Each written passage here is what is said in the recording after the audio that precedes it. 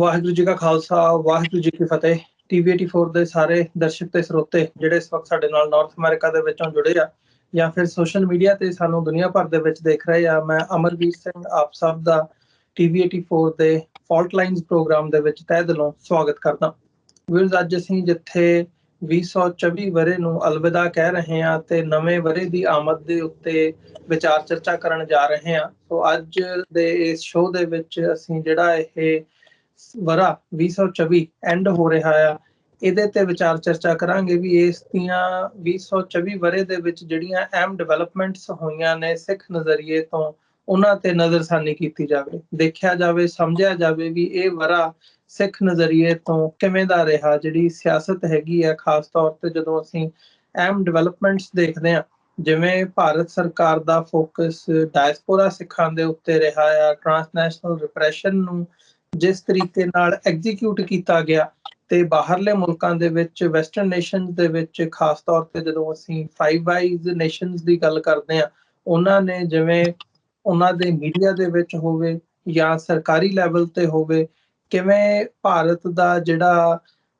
ਹੈਗਾ ਆ transnational repression ਦਾ ਸੱਚ ਜਗ ਜ਼ਾਹਰ ਹੋਇਆ, ਵੀ ਕਿਵੇਂ ਉਹ ਬਾਹਰਲੇ ਮੁਲਕਾਂ ਦੇ ਵਿੱਚ ਆ ਕੇ ਜਿਹੜੇ ਡਿਸੀਡੈਂਟਸ ਹੈਗੇ ਨੇ, ਸਟੇਟ ਦੇ ਖਿਲਾਫ ਚੱਲਣ ਦੀ ਜੁਰਤ ਕਰਦੇ ਨੇ, ਉਹਨਾਂ ਨੂੰ ਕਿਵੇਂ ਟਾਰਗੇਟ ਕੀਤਾ ਜਾ ਰਿਹਾ ਆ।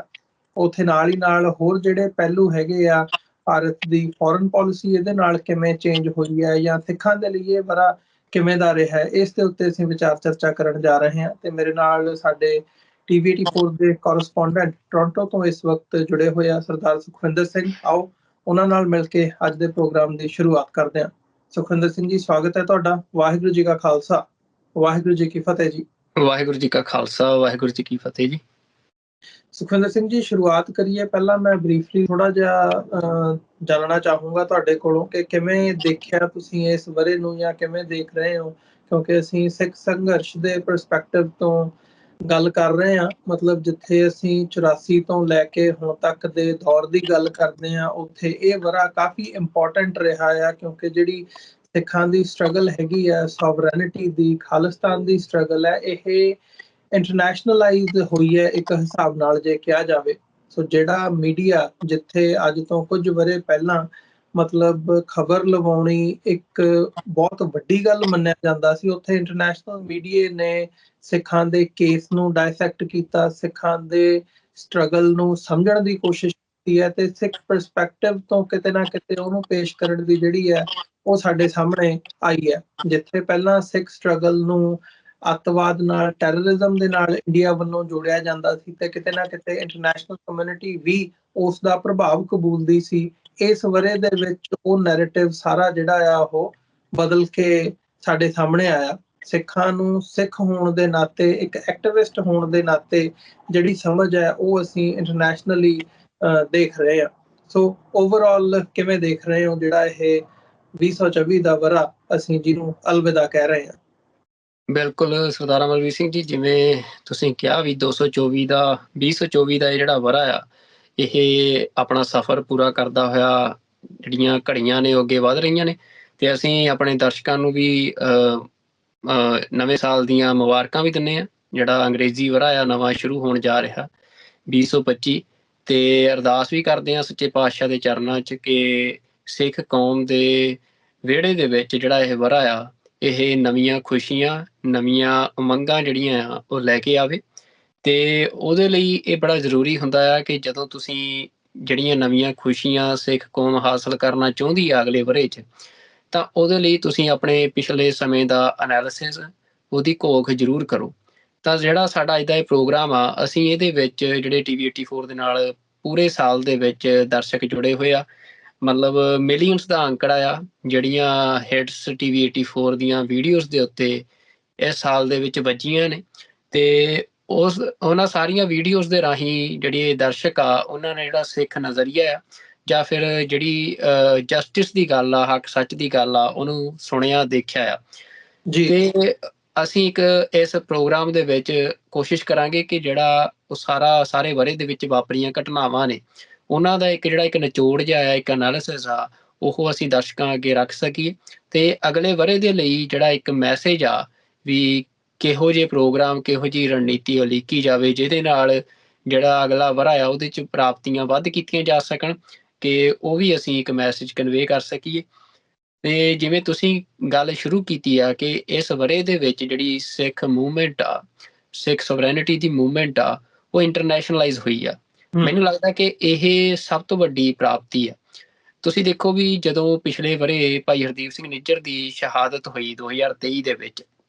ਤੇ ਉਸ ਤੋਂ ਇਲਾਵਾ ਭਾਵੇਂ ਭਾਈ ਪਰਮਜੀਤ ਸਿੰਘ ਪੰਜਵੜ ਦੀ ਸ਼ਹਾਦਤ ਹੋਵੇ, ਚਾਹੇ ਅਵਤਾਰ ਸਿੰਘ ਖੰਡਾ ਦੀ ਸ਼ਹਾਦਤ ਹੋਵੇ, ਇਹ ਸਾਰੀਆਂ ਇੰਡੀਆ ਦੀਆਂ ਟਰਾਂਸਨੈਸ਼ਨਲ ਰਿਪਰੈਸ਼ਨ ਦੀਆਂ ਐਕਟੀਵਿਟੀਜ਼ ਦਾ ਹਿੱਸਾ ਸੀ। ਤੇ ਉਸ ਤੋਂ ਬਾਅਦ ਉਸ ਵਰ੍ਹੇ ਜਿਵੇਂ ਜਾਂਦੇ ਜਾਂਦੇ ਜਸਟਿਨ ਟਰੂਡੋ ਦੀ ਸਟੇਟਮੈਂਟ ਆਉਂਦੀ ਆ ਉਸ ਵਰ੍ਹੇ ਦੇ 2023 ਦੇ ਅਖੀਰ 'ਚ ਕਿ ਇੰਡੀਆ ਦਾ ਇਹਦੇ ਪਿੱਛੇ ਹੱਥ ਆ, ਤਾਂ ਉਹਨੇ ਇਹ ਸਿੱਖਾਂ ਦੀ ਜਿਹੜੀ ਸਟਰਗਲ ਆ, ਜਸਟਿਨ ਟਰੂਡੋ ਦੀ ਉਹ ਸਟੇਟਮੈਂਟ ਆ, ਉਹਨੇ ਉਹਦੀ ਇੰਟਰਨੈਸ਼ਨਲਾਈਜੇਸ਼ਨ ਸ਼ੁਰੂ ਕਰਤੀ ਸੀ। ਇੱਕ ਅਸੀਂ ਕਹਿ ਸਕਦੇ ਹਾਂ ਕਿ 1995 ਤੋਂ ਬਾਅਦ ਜਦੋਂ ਸਿੱਖ ਆਰਮਡ ਸਟਰਗਲ ਜਿਹੜੀ ਆ ਉਹ ਇੰਡੀਆ ਦਾ ਜਿਹੜਾ ਰਿਪਰੈਸ਼ਨ ਆ ਉਹਦੇ ਚੱਲਦਿਆਂ ਪੰਜਾਬ ਦੇ ਵਿੱਚ ਉਹਦੇ 'ਚ ਖੜੋਤ ਆਈ, ਤੇ human rights violation, extra judicial killings ਜਿਹੜੀਆਂ ਇੰਡੀਆ ਨੇ ਪੰਜਾਬ 'ਚ ਕੀਤੀਆਂ, ਇੱਕ ਟੈਰਰ ਫੈਲਾਇਆ, ਉਹਦੇ ਨਾਲ ਜਿਹੜੀ ਫਰੀडम ਆਫ ਐਕਸਪ੍ਰੈਸ਼ਨ ਆ ਸਿੱਖਾਂ ਦੀ ਪੰਜਾਬ ਦੇ ਵਿੱਚ ਉਹ ਵੀ ਕਾਫੀ ਹੱਦ ਤੱਕ ਸਨੱਭ ਹੋਈ। ਪਰ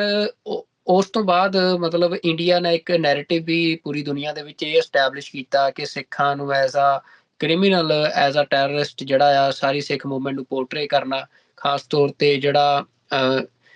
US ਦੇ ਵਿੱਚ ਵਰਲਡ ਟ੍ਰੇਡ ਸੈਂਟਰ ਦੇ ਉੱਤੇ ਅਟੈਕ ਹੋਣ ਤੋਂ ਬਾਅਦ ਜਿਹੜਾ ਓਵਰਆਲ ਜਿਹੜੀ ਵਰਲਡ ਪੋਲਿਟਿਕਸ ਦਾ ਨੈਰੇਟਿਵ ਚੇਂਜ ਹੋਇਆ, ਉਹਦੇ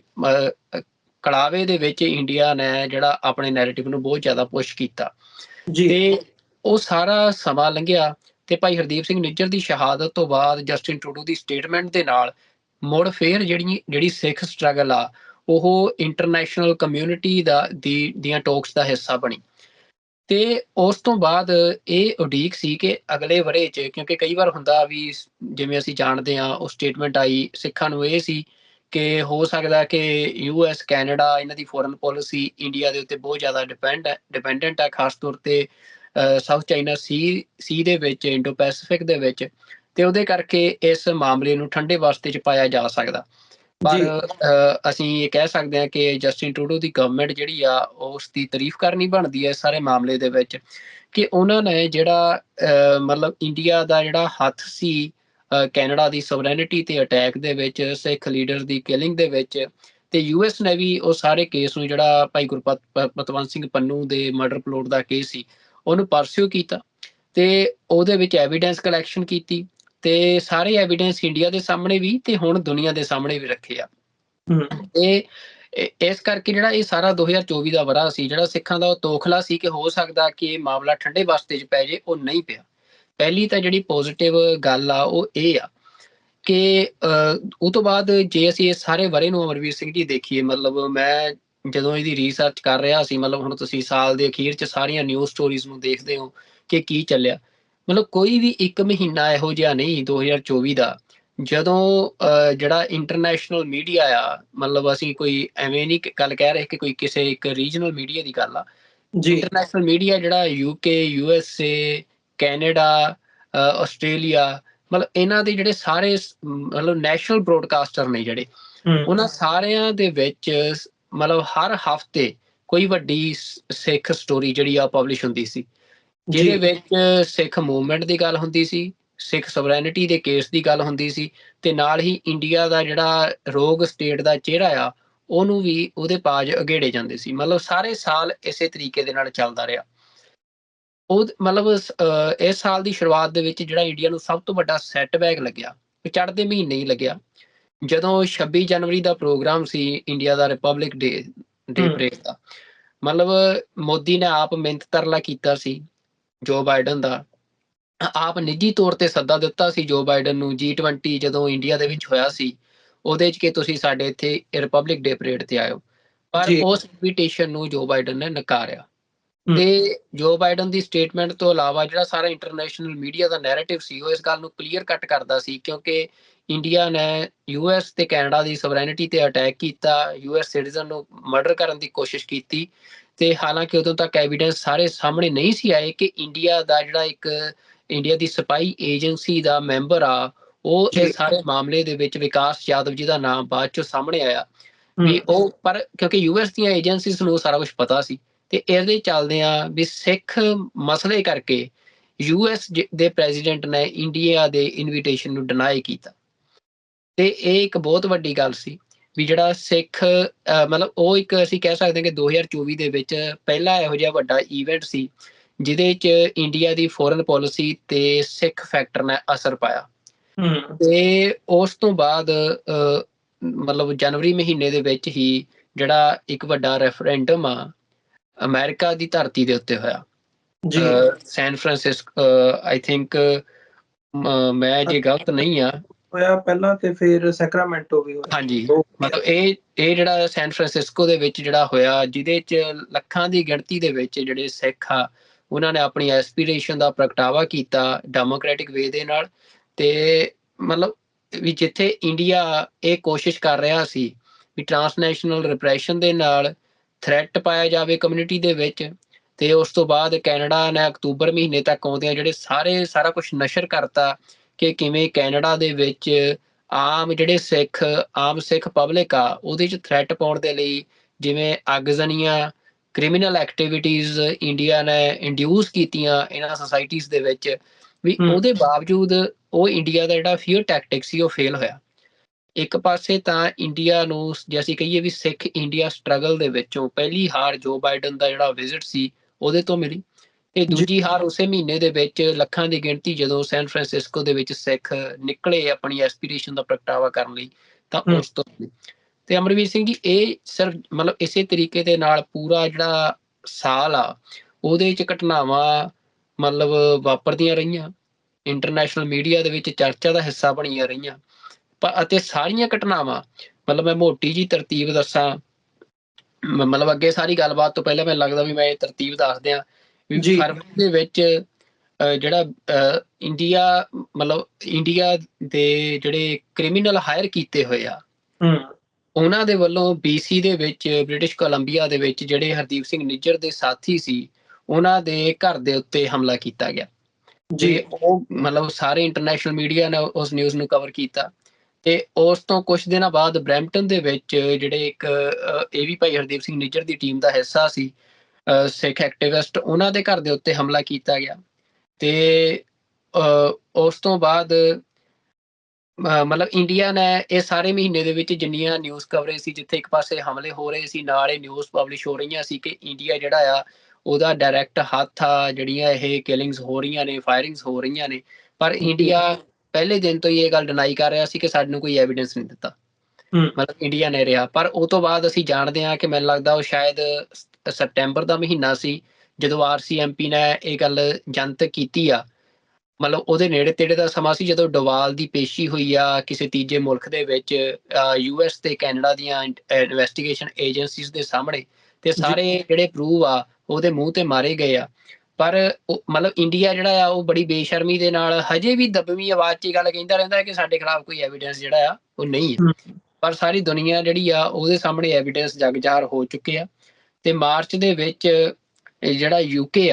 UK ਦੇ ਵਿੱਚ ਜਿਹੜੇ MP ਆ ਉਹਨਾਂ ਨੇ ਹਾਊਸ ਆਫ ਕਾਮਨਸ ਦੇ ਵਿੱਚ ਜਿਹੜਾ ਇੰਡੀਆ ਦਾ ਟਰਾਂਸਨੈਸ਼ਨਲ ਰਿਪਰੈਸ਼ਨ ਆ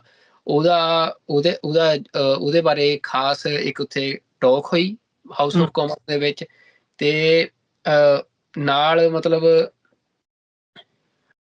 ਜਿਹੜੀ ਇੱਕ ਡਾਕੂਮੈਂਟਰੀ ਬਣਾਈ ਗਈ ਸੀ CBC ਵੱਲੋਂ ਜੀ ਭਾਈ ਹਰਦੀਪ ਸਿੰਘ ਨਿੱਜਰ ਦੀ ਸ਼ਹਾਦਤ ਬਾਰੇ ਉਹ ਵੀ ਇਸੇ ਮਹੀਨੇ ਦੇ ਵਿੱਚ ਸਾਹਮਣੇ ਆਈ ਜਿਹਨੂੰ ਕਿ ਇੰਡੀਆ ਨੇ ਫਿਰ ਬਲੌਕ ਕੀਤਾ ਇੰਡੀਆ ਦੇ ਵਿੱਚ YouTube ਤੋਂ ਉਹਨੂੰ ਬਲੌਕ ਕਰਵਾਇਆ ਗਿਆ ਤੇ ਉਸ ਤੋਂ ਇਲਾਵਾ ABC ਦੀ ਜਿਹੜੀ ਇੱਕ ਡਾਕੂਮੈਂਟਰੀ ਸੀ ਉਹ ਕਾਫੀ ਚਰਚਾ ਦਾ ਹਿੱਸਾ ਰਹੀ ਮਤਲਬ ਇਸੇ ਮਹੀਨੇ ਦੇ ਵਿੱਚ ਮਾਰਚ ਦੇ ਮਹੀਨੇ 'ਚ ABC ਦੀ ਡਾਕੂਮੈਂਟਰੀ ਰਿਲੀਜ਼ ਹੋਈ ਜਿਹਦਾ ਟਾਈਟਲ ਸੀ ਕਿ 6 Spies and Murder Investigating India's Alleged Hit on Foreign Soil ਤੇ ਇਹ ਵੀ ਅਸੀਂ ਜਾਣਦੇ ਹਾਂ ਕਿ ਇੰਡੀਆ ਨੇ ਜਿਹੜਾ ਇਹਨੂੰ ਵੀ ਬਲੌਕ ਕਰਵਾਇਆ ਇਸ ਡਾਕੂਮੈਂਟਰੀ ਨੂੰ ਵੀ ਤੇ ਉਸ ਤੋਂ ਬਾਅਦ ਮਾਰਚ ਦੇ ਵਿੱਚ ਸੈਕਰਾਮੈਂਟੋ ਦੇ ਵਿੱਚ ਫਿਰ ਜਿਹੜਾ ਆ ਸਿੱਖ ਰੈਫਰੈਂਡਮ ਜਿਹੜਾ ਖਾਲਿਸਤਾਨ ਰੈਫਰੈਂਡਮ ਦੇ ਉੱਤੇ VOTING ਹੁੰਦੀ ਆ ਤੇ ਇਹ UK ਦੇ ਵਿੱਚ ਟਰਾਂਸਨੈਸ਼ਨਲ ਰਿਪਰੈਸ਼ਨ ਦੀ ਗੱਲ ਹੋ ਰਹੀ ਹੈ ਕੈਨੇਡਾ US ਦੇ ਵਿੱਚ ਹੋ ਰਹੀ ਹੈ ਨਾਲ ਫਿਰ ਮਾਰਚ ਦੇ ਵਿੱਚ ਜਿਹੜੀ ਇਹ ਖਬਰ ਸਾਹਮਣੇ ਆਉਂਦੀ ਆ ABC ਜਿਹੜਾ ਆਸਟ੍ਰੇਲੀਅਨ ਬ੍ਰੌਡਕਾਸਟਰ ਆ ਨੈਸ਼ਨਲ ਬ੍ਰੌਡਕਾਸਟਰ ਆ ਉਹਨਾਂ ਦੀ ਖਬਰ ਸੀ ਕਿ ਜਿਹੜੀ ਆਸਟ੍ਰੇਲੀਆ ਦੀ ਏਜੰਸੀ ਆ ASIO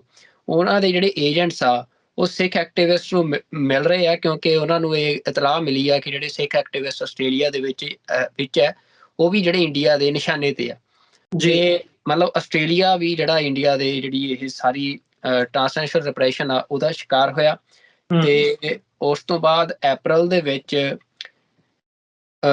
ਮਤਲਬ ਇੰਡੀਆ ਨੂੰ ਤਕਲੀਫ ਹੋਈ ਇਸ ਗੱਲ ਦੀ, ਕਿਉਂਕਿ ਅਸੀਂ ਜਾਣਦੇ ਹਾਂ ਕਿ ਅਪ੍ਰੈਲ ਖਾਲਸਾ ਸਾਜਨਾ ਦਿਹਾੜੇ ਦੇ ਸੰਬੰਧ ਦੇ ਵਿੱਚ ਵੱਡੇ ਨਗਰ ਕੀਰਤਨ ਸਜਾਏ ਜਾਂਦੇ ਨੇ। ਤੇ ਜਦੋਂ ਟੋਰਾਂਟੋ ਦੇ ਵਿੱਚ ਵੱਡਾ ਨਗਰ ਕੀਰਤਨ ਸਜਾਇਆ ਗਿਆ ਜਿਹਦੇ ਚ ਜਸਟਿਨ ਟਰੂਡੋ, ਓਪੋਜੀਸ਼ਨ ਦੇ ਲੀਡਰ ਪੀਅਰ ਪੋਲੀਵਰ ਤੇ NDP ਦੇ ਲੀਡਰ ਜਗਮੀਤ ਸਿੰਘ ਇਹ ਸਾਰੇ ਸਟੇਜ ਤੇ ਆਏ, ਤਾਂ ਉਸ ਸਮੇਂ ਇਹਨਾਂ ਦੇ ਸਟੇਜ ਦੇ ਉੱਤੇ ਆਉਣ ਤੇ ਸਾਹਮਣੇ ਖਾਲਿਸਤਾਨ ਦੇ ਜਿਹੜੇ ਖਾਲਿਸਤਾਨ ਜ਼ਿੰਦਾਬਾਦ ਦੇ ਨਾਰੇ ਸਿੱਖਾਂ ਵੱਲੋਂ ਲਾਏ ਗਏ।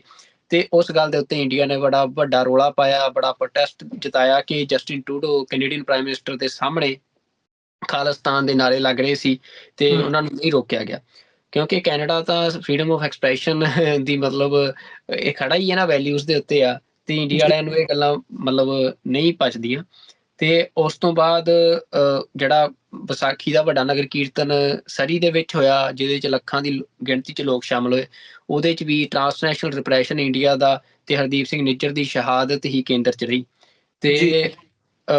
ਮਤਲਬ ਉਸ ਤੋਂ ਬਾਅਦ ਫਿਰ ਬੜੀਆਂ ਇੰਪੋਰਟੈਂਟ ਸਟੋਰੀਜ਼ ਜਿਹੜੀਆਂ ਆ, ਅਪ੍ਰੈਲ ਦੇ ਵਿੱਚ ਇੱਕ ਸਟੋਰੀ ਵਾਸ਼ਿੰਗਟਨ ਪੋਸਟ ਨੇ ਬੜੀ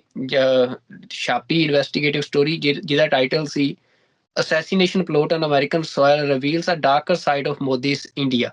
ਮਤਲਬ ਇਹ ਜਿਹੜਾ ਸਾਰਾ ਇੰਡੀਅਨ ਗਵਰਨਮੈਂਟ ਨੇ ਪਿਛਲੇ 2 ਦਹਾਕਿਆਂ ਦੇ ਵਿੱਚ ਨੈਰੇਟਿਵ ਆਪਣਾ ਸੈੱਟ ਕਰਨ ਦੀ ਕੋਸ਼ਿਸ਼ ਕੀਤੀ ਇੰਡੀਅਨ ਸਟੇਟ ਨੇ, ਉਹ ਭਾਵੇਂ ਗਾਂਧੀਵਾਦੀ ਨਜ਼ਰੀਆ ਹੋਵੇ, ਭਾਵੇਂ ਸਿੱਖਾਂ ਨੂੰ ਟੈਰਰਿਸਟ ਸ਼ੋਅ ਕਰਨ ਦੀ ਗੱਲ ਹੋਵੇ, ਉਹ ਸਾਰਾ ਕੁਝ ਇਸ ਸਾਲ ਦੇ ਵਿੱਚ ਧਰਿਆ ਧਰਾਇਆ ਰਹਿ ਗਿਆ। ਮਤਲਬ ਉਸ ਤੋਂ ਇਲਾਵਾ ਜਿਹੜਾ ਮਈ ਦੇ ਵਿੱਚ ਅਲ ਜਜ਼ੀਰਾ ਦੀ ਵੱਡੀ ਸਟੋਰੀ ਸਾਹਮਣੇ ਆਉਂਦੀ ਆ ਫਿਰ, ਜਿਹਦੇ ਚ ਉਹ ਦੱਸਦਾ ਕਿ Indian spies link to killings tracking dissidents abroad what we know. ਇਹ ਉਹਨਾਂ ਦੀ ਬੜੀ ਵੱਡੀ ਇਨਵੈਸਟੀਗੇਟਿਵ ਸਟੋਰੀ ਸੀ, ਜਿਹਦੇ ਚ ਉਹਨਾਂ ਨੇ ਪਾਕਿਸਤਾਨ ਦੇ ਵਿੱਚ ਤੇ ਹੋਰ ਸਾਰੇ ਥਾਵਾਂ ਦੇ ਉੱਤੇ ਜਿਹੜੇ ਭਾਰਤ ਸਰਕਾਰ ਦੇ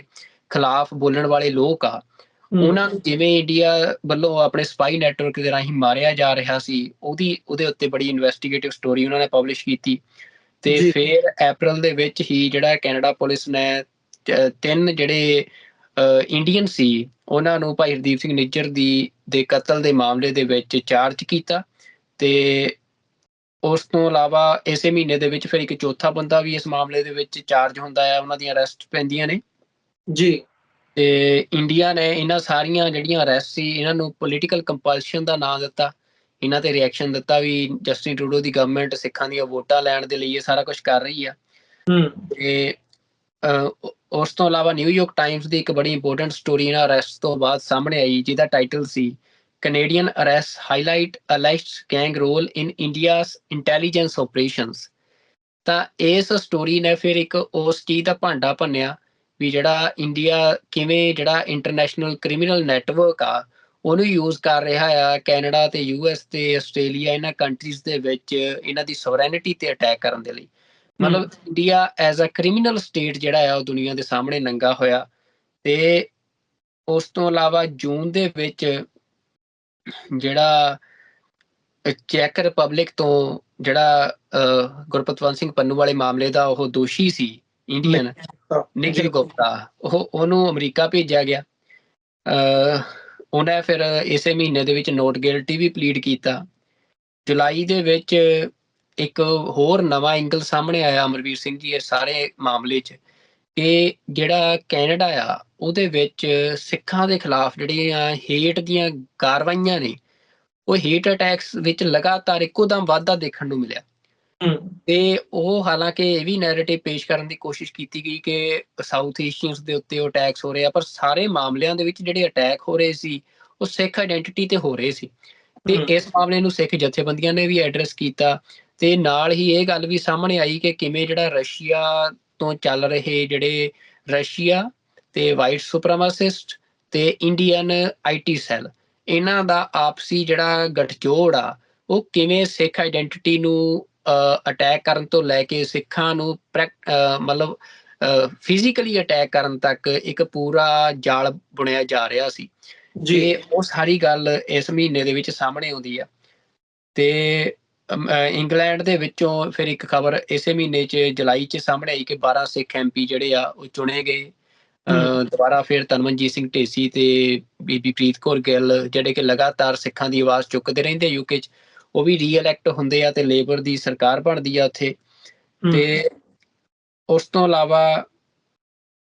ਸਿਕਸ ਫॉर ਜਸਟਿਸ ਦੇ ਉੱਤੇ 5 ਸਾਲਾਂ ਦਾ ਹੋਰ ਬੈਨ ਜਿਹੜਾ ਆ ਇੰਡੀਅਨ ਗਵਰਨਮੈਂਟ ਵਧਾਉਂਦੀ ਆ ਇਸ ਮਹੀਨੇ ਦੇ ਵਿੱਚ। ਇਹ ਵੀ ਇੰਟਰਨੈਸ਼ਨਲ ਮੀਡੀਆ ਦੇ ਵਿੱਚ ਚਰਚਾ ਦਾ ਹਿੱਸਾ ਬਣਦਾ ਆ। ਤੇ ਜੇ ਅਗਸਤ ਦੀ ਗੱਲ ਕਰੀਏ, ਇਹਦੇ 'ਚ ਇੱਕ ਬੜੀ ਇੰਪੋਰਟੈਂਟ ਸਟੋਰੀ ਜਿਹੜੀ ਆ ਪ੍ਰੈਸ ਪ੍ਰੋਗਰੈਸ ਇੱਕ ਮੀਡੀਆ ਆਊਟਲੈਟ ਆ, ਉਹਨਾਂ ਨੇ ਲਾਈ ਇਨਵੈਸਟੀਗੇਟਿਵ, ਜਿਹੜੀ ਮੈਂ ਤੁਹਾਨੂੰ ਹੇਟ ਦੀ ਗੱਲ ਕਹਿ ਰਿਹਾ ਸੀ। ਉਹ ਲਾਉਂਦੇ ਆ ਕਿ Canada's far right is targeting Sikh Canadians to incite anti immigrant hate. ਤੇ ਉਹਦੇ ਚੋਂ ਸਾਰਾ ਕੁਝ ਨਿਕਲ ਕੇ ਆਉਂਦਾ ਕਿ ਕਿਵੇਂ India the IT cell, Russian ਸਾਰਾ IT ਆਪਰੇਟਰਸ ਉਹਨਾਂ ਦਾ, ਤੇ ਨਾਲ ਹੀ ਜਿਹੜਾ ਫਾਰ ਰਾਈਟ ਆ ਉਹ ਕਿਵੇਂ ਆਪਸ ਦੇ ਵਿੱਚ ਮਿਲ ਕੇ ਤੇ ਸਿੱਖ ਹੇਟ ਨੂੰ ਇਨਸਾਈਟ ਕਰ ਰਹੇ ਆ ਜੀ। ਤੇ ਜਿਹੜਾ Sikh separatist leader survives alleged assassination attempt in California ਦੇ ਵਿੱਚ ਵੀ ਇੱਕ ਸਿੱਖ ਲੀਡਰ ਦੇ ਉੱਤੇ ਅਸੈਸੀਨੇਸ਼ਨ ਅਟੈਂਪਟ ਹੁੰਦਾ ਹੈ ਇਸ ਮਹੀਨੇ ਦੇ ਵਿੱਚ, ਗੋਲੀ ਚੱਲਦੀ ਹੈ। ਤੇ ਸੈਪਟੈਂਬਰ ਆ ਜਾਂਦਾ ਜੀ, ਸੈਪਟੈਂਬਰ ਦੇ ਵਿੱਚ ਇੱਕ ਹੋਰ ਜਿਹੜੀ ਬੜੀ ਵੱਡੀ ਖਬਰ ਸਾਹਮਣੇ ਆਈ ਕਿ ਜਦੋਂ ਬਾਈਡਨ ਤੇ ਮੋਦੀ ਦੀ ਮੀਟਿੰਗ ਸੀ ਤੇ ਉਸ ਮੀਟਿੰਗ ਤੋਂ ਪਹਿਲਾਂ ਜਿਹੜੇ US ਹਾਇਰ ਅਫੀਸ਼ੀਅਲਸ ਆ ਉਹ ਸਿੱਖ ਐਕਟਿਵਿਸਟ ਨੂੰ ਮਿਲਦੇ ਆ। ਤਾਂ ਜਿੱਥੇ ਸਾਲ ਦੀ ਸ਼ੁਰੂਆਤ ਦੇ ਵਿੱਚ ਬਾਈਡਨ ਦਾ ਸਿੱਖ ਫੈਕਟਰ ਦੇ ਕਰਕੇ ਇੰਡੀਆ ਦਾ ਦੌਰਾ ਰੱਦ ਹੁੰਦਾ ਹੈ, ਤੇ ਫਿਰ ਜਦੋਂ ਇਹ ਸਾਲ ਦੇ ਵਿੱਚ ਉਹ ਮੌਕਾ ਸੀ ਜਦੋਂ ਬਾਈਡਨ ਤੇ ਮੋਦੀ ਨੇ ਮਿਲਣਾ ਸੀ। ਪਰ ਉਸ ਤੋਂ ਪਹਿਲਾਂ ਚਾਹੇ ਰਿਊਟਰਸ ਹੋਵੇ, ਚਾਹੇ ਨਿਊਯਾਰਕ ਟਾਈਮਸ ਹੋਵੇ, ਹਰ ਇੱਕ ਵੱਡੀ ਅਖਬਾਰ ਜਿਹੜੀ ਆ ਉਹਨੇ ਇਸ ਖਬਰ ਨੂੰ ਤਰਜੀਹ ਦਿੱਤੀ ਕਿ ਜਿਹੜੇ US ਅਫੀਸ਼ੀਅਲਸ ਆ ਉਹ ਸਿੱਖ ਐਕਟਿਵਿਸਟ ਨੂੰ ਮਿਲ ਰਹੇ ਆ। ਤੇ ਇਸੇ ਮਹੀਨੇ ਦੇ ਵਿੱਚ ਅਮਰੀਕਾ ਦੇ ਵਿੱਚੋਂ ਫਿਰ ਰਾਹੁਲ ਗਾਂਧੀ ਦੀ ਸਟੇਟਮੈਂਟ ਸਾਹਮਣੇ ਆਉਂਦੀ ਹੈ ਸਿੱਖਾਂ ਦੇ ਉੱਤੇ। ਤੇ ਇਸ ਤੋਂ ਇਲਾਵਾ ਅਕਤੂਬਰ ਮਹੀਨੇ ਦੇ ਵਿੱਚ ਜਿਹੜੇ ਮੈਂ ਉਹਨਾਂ ਦਾ ਸ਼ਾਇਦ ਨਾਂ ਭੁੱਲ ਰਿਹਾ, ਰਿਪੂ ਦਮਨ ਸਿੰਘ ਮਲਿਕ, ਉਹਨਾਂ ਦੇ ਮਾਮਲੇ ਦੇ ਵਿੱਚ ਵੀ ਜਿਹੜੇ 2 ਬੰਦੇ ਆ ਉਹ ਗਿਲਟੀ ਪਲੀਡ ਕਰਦੇ ਆ ਉਹ ਹਜੇ, ਪਰ ਉਹਦੇ ਵੀ ਕਾਫੀ ਤੱਥ ਜਿਹੜੇ ਆ ਹਜੇ ਬਾਹਰ ਆਉਣੇ ਬਾਕੀ ਨੇ ਉਸ ਮਾਮਲੇ ਦੇ ਵੀ, ਜਿਹਦੇ 'ਚ ਸਿੱਖਾਂ ਨੂੰ ਇਹ ਦੋਖਲਾ ਆ ਕਿ ਉਸ ਕਤਲ ਦੇ ਪਿੱਛੇ ਵੀ ਜਿਹੜਾ ਇੰਡੀਅਨ ਇੰਟੈਲੀਜੈਂਸ ਦਾ ਹੱਥ ਹੈਗਾ ਆ। ਤੇ ਹਾਲਾਂਕਿ 2 ਬੰਦਿਆਂ ਨੇ ਗਿਲਟੀ ਪਲੀਡ ਕੀਤਾ, ਪਰ ਉਹ ਅੱਗੇ ਕੀ ਉਹਨਾਂ ਨੇ ਪੁਲਿਸ ਨੂੰ ਦੱਸਿਆ ਉਹ ਹਜੇ ਤੱਕ ਗੱਲ ਬਾਹਰ ਨਹੀਂ ਆਈ ਆ। ਤੇ ਉਸ ਤੋਂ ਇਲਾਵਾ ਇਸ ਮਹੀਨੇ ਦੇ ਵਿੱਚ ਅਕਤੂਬਰ ਮਹੀਨਾ ਚੱਲ ਪਿਆ, ਫਿਰ ਉਹ ਸੀ ਜਦੋਂ RCMP ਦੀ ਇਨਵੈਸਟੀਗੇਸ਼ਨ ਦਾ ਖੁਲਾਸਾ ਹੁੰਦਾ ਹੈ, ਜਿਹਦੇ 'ਚ ਇਹ ਸਾਰਾ ਕੁਝ ਦੱਸਦੇ ਆ ਕਿ ਇੰਡੀਅਨ ਏਜੰਸੀਜ਼ ਜਿਹੜੀਆਂ ਆ ਉਹ ਕਿਵੇਂ ਕ੍ਰਿਮੀਨਲ ਲੋਕਾਂ ਨੂੰ ਯੂਜ਼ ਕਰਕੇ ਕੈਨੇਡਾ ਦੇ ਵਿੱਚ ਕ੍ਰਿਮੀਨਲ ਐਕਟੀਵਿਟੀਜ਼ ਕਰ ਰਹੀਆਂ ਆ, ਅੱਗ ਲਾਉਣੀਆਂ ਹੋਵੇ ਘਰਾਂ ਨੂੰ, ਘਰਾਂ ਦੇ ਬਾਹਰ ਗੋਲੀਆਂ ਚਲਾਉਣੀਆਂ ਹੋਣ, ਇਹ ਸਾਰਾ ਕੁਝ ਕੀਤਾ ਜਾ ਰਿਹਾ। ਤੇ ਜਿਹੜੀਆਂ ਸਿੱਖ ਕਿਲਿੰਗਸ ਹੋਈਆਂ ਹਰਦੀਪ ਸਿੰਘ ਨਿੱਜਰ ਤੋਂ ਇਲਾਵਾ ਤੇ ਹੋਰ ਜਿਹੜੇ ਅਟੈਕਸ ਹੋਏ ਨੇ ਉਹਨਾਂ ਦੇ ਵਿੱਚ ਇੰਡੀਅਨ ਗਵਰਨਮੈਂਟ ਦਾ ਹੱਥ ਆ। ਪਰ ਸਭ ਤੋਂ ਵੱਡੀ ਜਿਹੜੀ ਸਟੋਰੀ ਇਸ ਮਾਮਲੇ 'ਚ ਨਿਕਲ ਕੇ ਆਉਂਦੀ ਹੈ ਅਮਰਵੀਰ ਸਿੰਘ ਜੀ, ਕਿ ਹੋਮ ਮਿਨਿਸਟਰ ਇੰਡੀਆ ਦੇ ਅਮਿਤ ਸ਼ਾਹ ਦਾ ਨਾਂ ਕੈਨੇਡਾ ਦੇ ਅਫੀਸ਼ੀਅਲਸ ਵੱਲੋਂ ਪਬਲਿਕਲੀ ਲਿਆ ਜਾਂਦਾ ਕਿ ਉਹ ਇਹਨਾਂ ਸਾਰੀਆਂ ਕਿਲਿੰਗਸ ਦੇ ਪਿੱਛੇ ਆਰਡਰ ਦੇਣ ਵਾਲਾ ਬੰਦਾ ਅਮਿਤ ਸ਼ਾਹ ਆ, ਭਾਵ ਕਿ ਇੰਡੀਅਨ ਹੋਮ ਮਿਨਿਸਟਰੀ ਆ। ਤੇ ਇਹ ਸਾਰਾ ਕੁਝ ਅਕਤੂਬਰ ਮਹੀਨੇ ਦੇ ਵਿੱਚ ਆਉਂਦਾ, ਫਿਰ ਸਾਰਾ ਹੀ ਮਹੀਨਾ ਉਹ ਸਾਰੀਆਂ ਇਹਨਾਂ ਖਬਰਾਂ ਦੇ ਨਾਲ ਇੰਟਰਨੈਸ਼ਨਲ ਮੀਡੀਆ ਦੇ ਵਿੱਚ ਭਰਿਆ ਰਹਿੰਦਾ ਕਿ ਜਿਹਦੇ 'ਚ ਜ਼ਿਕਰ ਹੁੰਦਾ ਇੰਡੀਆ ਦੇ ਟ੍ਰਾਂਸਨੈਸ਼ਨਲ ਰਿਪਰੈਸ਼ਨ ਦਾ, ਇੰਡੀਅਨ ਗਵਰਨਮੈਂਟ ਦੀ ਇਨਵੋਲਵਮੈਂਟ ਦਾ ਸਿੱਖਾਂ ਦੀ ਕਿਲਿੰਗਸ ਦੇ ਵਿੱਚ, ਤੇ ਨਾਲ ਹੀ ਸਿੱਖ ਸੋਵਰੈਨਿਟੀ ਦਾ, ਖਾਲਿਸਤਾਨ ਦਾ। ਤੇ ਨਵੰਬਰ ਦਾ ਮਹੀਨਾ ਜਿਹੜਾ ਆ ਉਹ ਅਸੀਂ ਜਾਣਦੇ ਹਾਂ ਕਿ ਕਿਵੇਂ ਕੈਨੇਡਾ ਦੇ ਵਿੱਚ ਸਿੱਖ ਤੇ ਹਿੰਦੂ ਕਲੈਸ਼ ਬਣਾਉਣ ਦੀ ਕੋਸ਼ਿਸ਼ ਕੀਤੀ ਗਈ, ਜਿਹੜਾ ਟਕਰਾਅ ਸਿੱਖ ਸੋਵਰੈਨਿਟੀ ਦਾ ਤੇ ਇੰਡੀਅਨ ਸਟੇਟ ਦਾ ਆ ਉਹਨੂੰ, ਤੇ ਕਿਵੇਂ ਕਲੈਸ਼ਿਸ ਹੁੰਦੀਆਂ ਨੇ ਬਰੈਂਪਟਨ ਦੇ ਵਿੱਚ ਸਿੱਖ ਮੰਦਿਰ ਦੇ ਨੇੜੇ, ਤੇ ਫਿਰ ਕਿਵੇਂ ਉੱਥੋਂ ਮੰਦਿਰ ਤੋਂ ਇੱਕ ਭੀੜ ਜਿਹੜੀ ਆ ਉਹਨੂੰ ਇਨਸਾਈਟ ਕੀਤਾ ਜਾਂਦਾ ਆ ਗੁਰਦੁਆਰਾ ਸਾਹਿਬ ਤੇ ਹਮਲੇ ਦੇ ਲਈ। ਉਹ ਸਾਰਾ ਕੁਝ ਖਬਰਾਂ ਦਾ ਹਿੱਸਾ ਬਣਿਆ। ਉਹਨੇ ਇੱਕ ਲਾਈਨ ਡਰਾਅ ਕੀਤੀ ਕਿ ਸਿੱਖਾਂ ਦੇ ਵਿੱਚ ਤੇ ਇੰਡੀਅਨ ਕਮਿਊਨਿਟੀ ਦੇ ਵਿੱਚ, ਕਿ ਜਿੱਥੇ ਇੱਕ ਪਾਸੇ ਸਿੱਖ ਆਪਣੀ ਫਰੀडम ਐਕਸਪ੍ਰੈਸ਼ਨ ਨੂੰ ਯੂਜ਼ ਕਰ ਰਹੇ ਸੀ, ਦੂਜੇ ਪਾਸੇ ਬਰੈਂਪਟਨ ਦੀਆਂ ਸੜਕਾਂ ਦੇ ਉੱਤੇ ਤਿਰੰਗੇ ਝੰਡੇ ਲੈ ਕੇ ਜਿਹੜਾ ਇੰਡੀਅਨ ਮੋਬ ਆ ਉਹਦੇ ਵੱਲੋਂ ਗੱਡੀਆਂ ਦੀ ਭੰਨ ਤੋੜ ਕੀਤੀ ਗਈ, ਪੁਲਿਸ ਦੇ ਉੱਤੇ ਅਟੈਕ ਕੀਤੇ ਗਏ। ਉਹ ਸਾਰਾ ਕੁਝ ਦੁਨੀਆ ਨੇ ਦੇਖਿਆ। ਤੇ ਇਸੇ ਮਹੀਨੇ ਦੇ ਵਿੱਚ ਇੱਕ ਹੋਰ UK ਤੋਂ ਖਬਰ ਵੱਡੀ ਸਾਹਮਣੇ ਆਈ, ਜਿਹਦੇ 'ਚ UK ਦੇ ਮਿਨਿਸਟਰ ਨੇ ਜਿਹੜਾ ਆ, ਜਿਹਦੀ ਦਾ ਗਾਰਡੀਅਨ ਦੀ ਜਿਹੜੀ ਹੈਡਲਾਈਨ ਸੀ ਉਹ ਸੀ ਕਿ UK minister issues warning after British Sikhs report harassment by India. ਜੀ ਜਿਹੜੇ ਜਸਟਿਸ ਮਿਨਿਸਟਰ ਨੇ ਸ਼ਾਇਦ ਉਹਨਾਂ ਨੇ ਇੰਡੀਆ ਨੂੰ ਵਾਰਨਿੰਗ ਦਿੱਤੀ ਕਿ ਤੁਸੀਂ ਜਿਹੜਾ ਸਾਡੇ ਜਿਹੜੇ ਬ੍ਰਿਟਿਸ਼ ਸਿੱਖ ਸਿਟੀਜ਼ਨ ਆ ਉਹਨਾਂ ਨੂੰ ਹਰਾਸ ਕਰਨਾ ਬੰਦ ਕਰੋ। ਜੀ ਤੇ ਨਾਲ ਹੀ ਨਵੰਬਰ ਦੇ ਵਿੱਚ ਇੱਕ ਵੱਡੀ ਗਲੋਬਲ ਨਿਊਜ਼ ਦੀ ਇਨਵੈਸਟੀਗੇਟਿਵ ਸਟੋਰੀ ਸਾਹਮਣੇ ਆਉਂਦੀ ਹੈ ਜਿਹਦੇ 'ਚ ਉਹ ਦੱਸਦੇ ਆ ਕਿ ਇੰਡੀਆ ਜਿਵੇਂ ਟਰੈਵਲ ਵੀਜ਼ਾਸ ਨੇ ਉਹਨਾਂ ਨੂੰ ਵੈਪਨਾਈਜ਼ ਕਰ ਰਿਹਾ, ਕਿਵੇਂ ਟਰੈਵਲ ਵੀਜ਼ਾਸ ਨੂੰ ਯੂਜ਼ ਕਰਕੇ ਬੰਦਿਆਂ ਨੂੰ ਕੋਸ਼ਿਸ਼ ਕੀਤੀ ਜਾਂਦੀ ਹੈ ਕਿ ਉਹ ਇੰਡੀਆ ਦੇ ਲਈ ਸਪਾਈਂਗ ਕਰਨ ਕੈਨੇਡਾ ਦੇ ਵਿੱਚ, ਤੇ ਹੋਰ ਜੀ ਮੁਲਕਾਂ 'ਚ ਵੀ ਇਸ ਤਰੀਕੇ ਦੇ ਨਾਲ ਚੱਲ ਰਿਹਾ। ਤਾਂ ਅਸੀਂ ਦੇਖ ਸਕਦੇ ਹਾਂ ਕਿ ਸਾਰਾ ਨਵੰਬਰ ਦਸੰਬਰ ਮਤਲਬ ਇਹੀ ਕੁਛ ਚੱਲਦਾ ਰਿਹਾ ਵੀ ਹਰ ਮਹੀਨੇ ਵੱਡੀ ਜਿਹੜੀ ਕੋਈ ਨਾ ਕੋਈ ਨਿਊਜ਼ ਆ ਇੰਟਰਨੈਸ਼ਨਲ ਪੋਲੀਟੀਕਲ ਸਪੈਕਟਰਮ ਦੇ ਉੱਤੇ ਉਹ ਸਿੱਖ ਇਸ਼ੂ ਦੇ ਨਾਲ ਰਿਲੇਟਡ ਆਈ ਆ। ਤੇ ਜਿਹਦੇ ਨਾਲ ਜਿਹੜੀ ਤੁਸੀਂ ਗੱਲ ਕਹਿ ਰਹੇ ਸੀ ਕਿ ਇਹ ਸਾਰਾ ਵਰਾ ਸਿੱਖ ਸੋਵਰੈਨਿਟੀ ਦੇ ਕੇਸ ਦੇ ਲਈ ਇੰਟਰਨੈਸ਼ਨਲਾਈਜੇਸ਼ਨ ਦਾ ਵਰਾ ਸੀ, ਜਦੋਂ ਦੁਨੀਆ ਦੇ ਵਿੱਚ ਅੱਜ ਜਿਹੜੀ ਜੀਓਪੋਲੀਟੀਕਲ ਸ਼ਿਫਟ ਆ ਰਹੀ ਆ ਜਿਹਦੇ 'ਚ ਨਵੇਂ ਰਾਹ ਖੁੱਲ ਰਹੇ ਆ, ਨਵੀਆਂ ਸਫਬੰਦੀਆਂ ਹੋ ਰਹੀਆਂ ਨੇ, ਤੇ ਉਹਨਾਂ ਸਾਰੀਆਂ ਸਫਬੰਦੀਆਂ ਦੇ ਵਿੱਚ ਸਿੱਖ ਫੈਕਟਰ ਇੱਕ one of the most important factor ਬਣ ਕੇ ਸਾਹਮਣੇ ਆਇਆ ਆ। ਤਾਂ ਇਹ ਵਰਾ ਮਤਲਬ ਅਸੀਂ ਇਹ ਕਹਿ ਸਕਦੇ ਹਾਂ ਅਮਰਵੀਰ ਸਿੰਘ ਜੀ ਕਿ ਇਹ ਵਰੇ ਅਸੀਂ ਖਬਰਾਂ ਦੇਖੀਆਂ ਨੇ, ਪਰ ਅਗਲੇ ਵਰੇ ਜਿਹੜਾ ਅਸੀਂ ਕਹਿ ਸਕਦੇ ਹਾਂ ਕਿ ਪ੍ਰੈਕਟੀਕਲ ਇੰਪਲੀਕੇਸ਼ਨਸ ਇੰਟਰਨੈਸ਼ਨਲ ਜੀਓਪੋਲਿਟਿਕਸ ਦੇ ਵਿੱਚ ਸਿੱਖ ਫੈਕਟਰ ਦੀ ਕੁਛ ਨਾ ਕੁਛ ਸਾਨੂੰ ਦੇਖਣ ਨੂੰ ਮਿਲ ਸਕਦੀ ਆ। ਇਹ ਗੱਲ ਹੈਗੀ ਹੈ ਜਦੋਂ ਤੁਸੀਂ ਕਹਿੰਦੇ ਹੋ ਕਿ